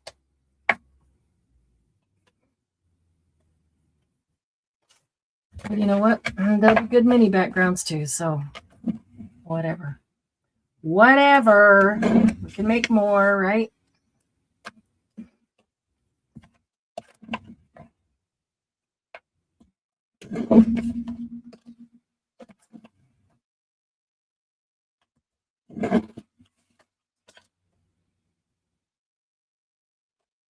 L-O and L.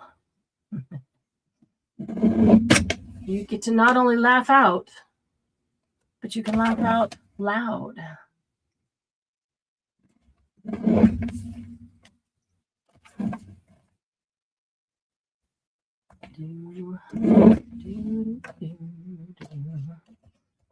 So yeah, Doug worked this week, but next week he has off New Year's Eve, New Year's Day.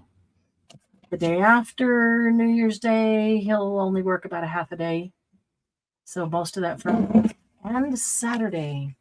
Wow. That's a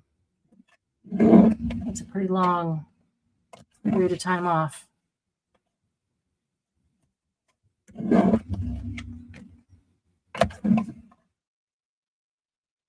He'll be able to get a lot of the things done on his list. He always creates these big lists for himself of things that he wants to get done around the house. There's always stuff to do.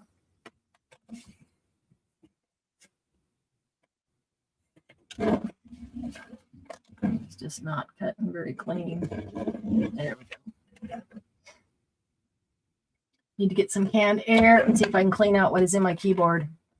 Yeah, soccer too. Or a bunch of cuppy hair. Keeping those keys from, yeah. I have noticed that on mine too, because when we're doing a live, I still have to get my hands on the keyboard, even though my hands might be in a bunch of stuff. I get all kinds of things on my expensive keyboard and my laptop. And I've noticed that, like, if I'm sitting typing, there are a couple of letters that, like L, always seems to not type. I'm thinking, yeah, maybe I need to do a little bit of cleaning.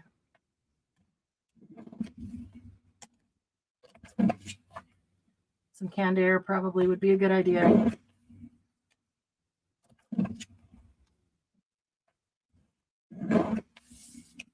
Should probably be keeping these separates different.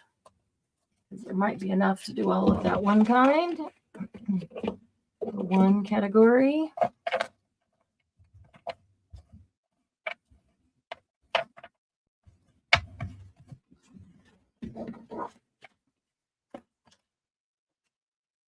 Couple here is more likely, yeah. Yeah, I would think so.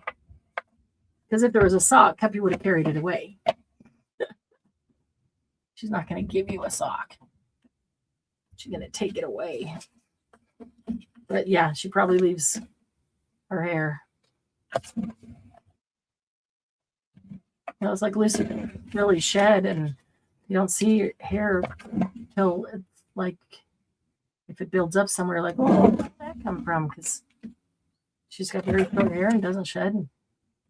And so you don't even notice. Don't even notice when she loses some of it.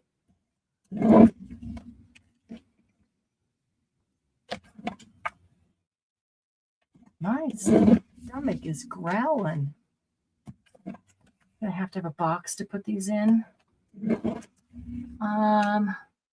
Yeah, could they go in one of my little drawers here?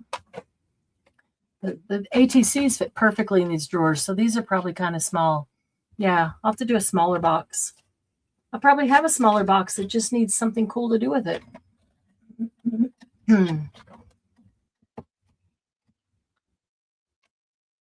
I will. Oh, I have a couple of these. I've got three of these little teeny tiny drawer-like boxes. I'll bet they would fit in that. Look at that. Perfect. They would. So maybe those three will be our. Probably won't even take all three. They'll be by category, but a category is not going to fill up one of those boxes. That will hold quite a bit. Actually, might even hold all of them. Maybe 2 boxes.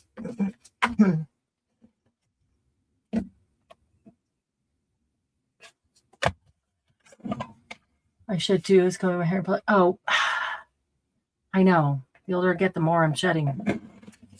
Like, wait a minute. Why is all this hair coming out?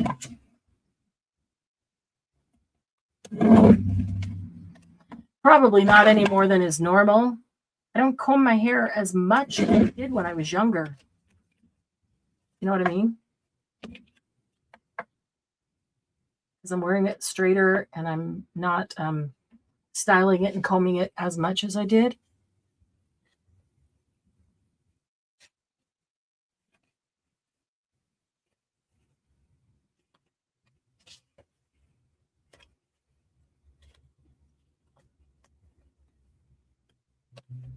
Okay, there's 22 of that one. Perfect. This one, maybe there's 40. I don't know. That's a lot. Weird stack. 1, 2, 3, 4, 5, 6, 10.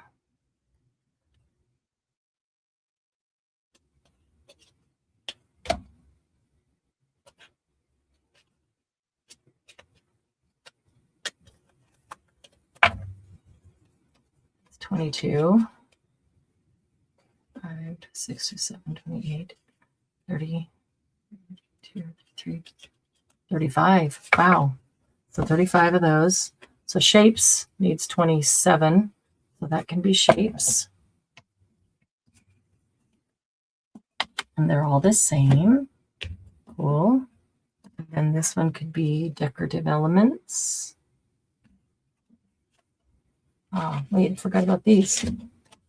Wait, I've got so many now. So there's 22 of that one. How many is this one? 1, 2, 3, 4, 5, 6, 7, 8, 9, 10, 11, 12, 13, 14, 15, 16, 17, 18, 19, 20, 21, 22. Okay, so one of those can be 22 and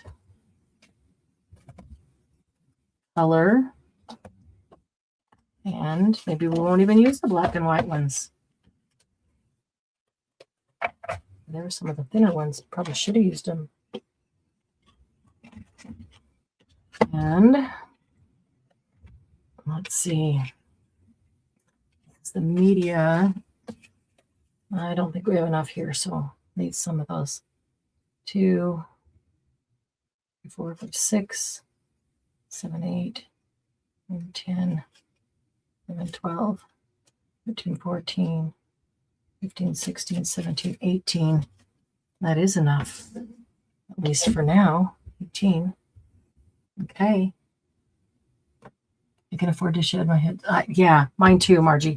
Always super, super thick and heavy. It has changed, though, as I've aged and probably more going through different medical things. It's changed. It's still super thick. It's just finer than it used to be. It used to not be fine at all. The texture is finer now, even though it's still super thick. And I know that there's still some paper down there.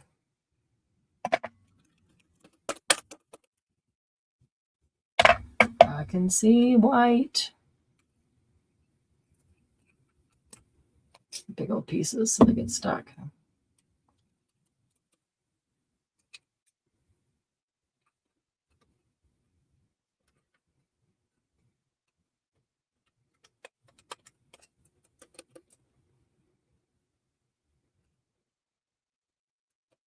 Keep cutting and just keep cutting and just keep jamming paper down farther. So at some point, got to get it out. There we go. There we go. All clear.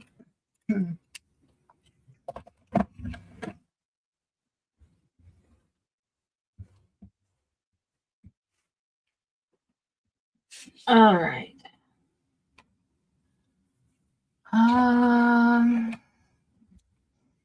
Let's see. 3:30. I'm kind of sort of thinking it's almost time to go get some dinner since I didn't have any lunch. And I'll bet Lucy's getting hungry too. But I've got enough to do those. Got the amounts there. Got those. Just need to cut the rest of them. And I think we're good to go. Huh? And I'm not sure I want to keep doing that right now. Okay, so didn't even know how to open mine until I had it for a couple of years. They could have made them easier to clean out, couldn't they? I mean, yeah. Surely they could have. Yeah, getting this top piece up, when first had it, I'm like, you got to be able to get that stuff out of there. But I was afraid that pulling that up, I would be breaking it off. Yeah, I agree. I totally agree with you. I do have one of these. And see, these, when you do it, it just pops out the bottom. So you don't have to clean it out. But I don't know. I like this. I like the way it fits in my hand. I like it feels stronger, like it'll do more heavy duty like these watercolor papers with mixed media on them. But yeah, it took me a long time because I was afraid that I was breaking the top off. And then that whole top will pop off, but it is not broken because it'll snap back in. So I can't tell you how many times I've done that. A lot. These handles thingies tend to slowly work their way down, so try to push them back on. There we go. That'll work. All right. So let's see. I've got Margie, Juliet, and Glynis in the drawing. I'm going to go create a wheel of names. Wheel of names. Margie, Juliet, and Glynis. I'll fill it, if it's you, Margie, I'll fill it full of mini, teeny tiny ATCs.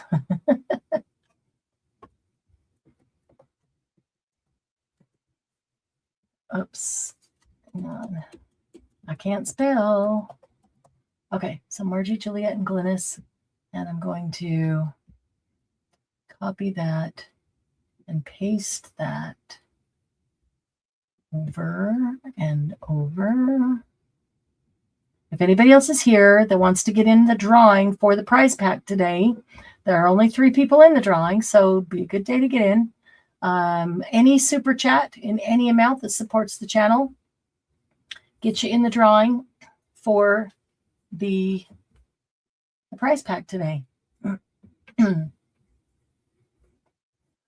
So let's see. All right, I've got Margie, Juliet, and Glynis, and let me share the screen so you can see. They may or may not be watching while they're having to entertain. Glynis isn't feeling super great, so hopefully she's watching. Juliet sounds like she was having to entertain.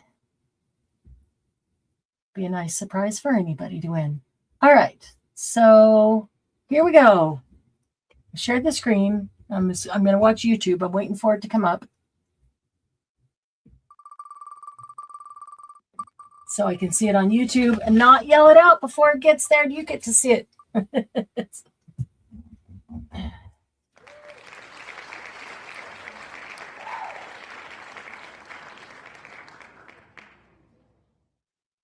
Whoop, whoop.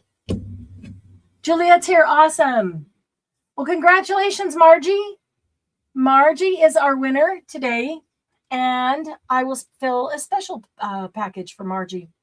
I know Margie's not as concerned if it's a great big package. More, it's just the very special things. So I like sending you a package sometimes, Margie. Like that sometimes you win it and don't always give it up because it's nice to be able to find some fun. Oh, you want to let Juliet have it?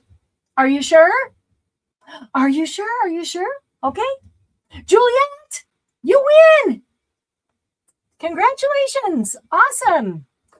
Let me write that down so I don't forget. All right, Juliet, I'm packing that bag for you, that package for you then. Awesome. Congratulations. Thanks, Margie. That's awfully sweet of you. I'm still going to send you some teeny tiny ATCs. I just got to do something on them. Congratulations, Juliet. That was worth keeping, close by, having it in your ear. Awesome. So Juliet, you know the drill. If you're going to go to PayPal, and just send $11.20 for the shipping through PayPal. And if you don't have, it'd be the same PayPal that I sent you the invoice through from the sale. But if you don't have that or you need it, just private message me and I can send you the link in there. And actually, I did find that I can request it too. No. Yes, I can. I can request money, but I can't send an invoice for shipping only. So that's really weird. So it's easier if you just send it straight through and just put that it's for your prize shipping money. Congratulations and Merry Christmas. Thanks for hanging out. All those who were here. I know that there's some people here who just aren't able to chat right now. And Margie, thanks for keeping me company and chatting the entire time. I appreciate you. Love y'all. Hope you have a wonderful rest of the day. Today is only Thursday, so we still got the weekend. And then we'll be here Monday. We'll be here for Monday Jumpstart. and we're going to talk much more about 2026 at Monday Jumpstart and do something fun. I'm not sure what yet. Bye, Lamont. I don't know what I'm going to have for dinner, but I'm going to go find something. So thanks, guys. We'll talk to you soon. Have a great rest of it.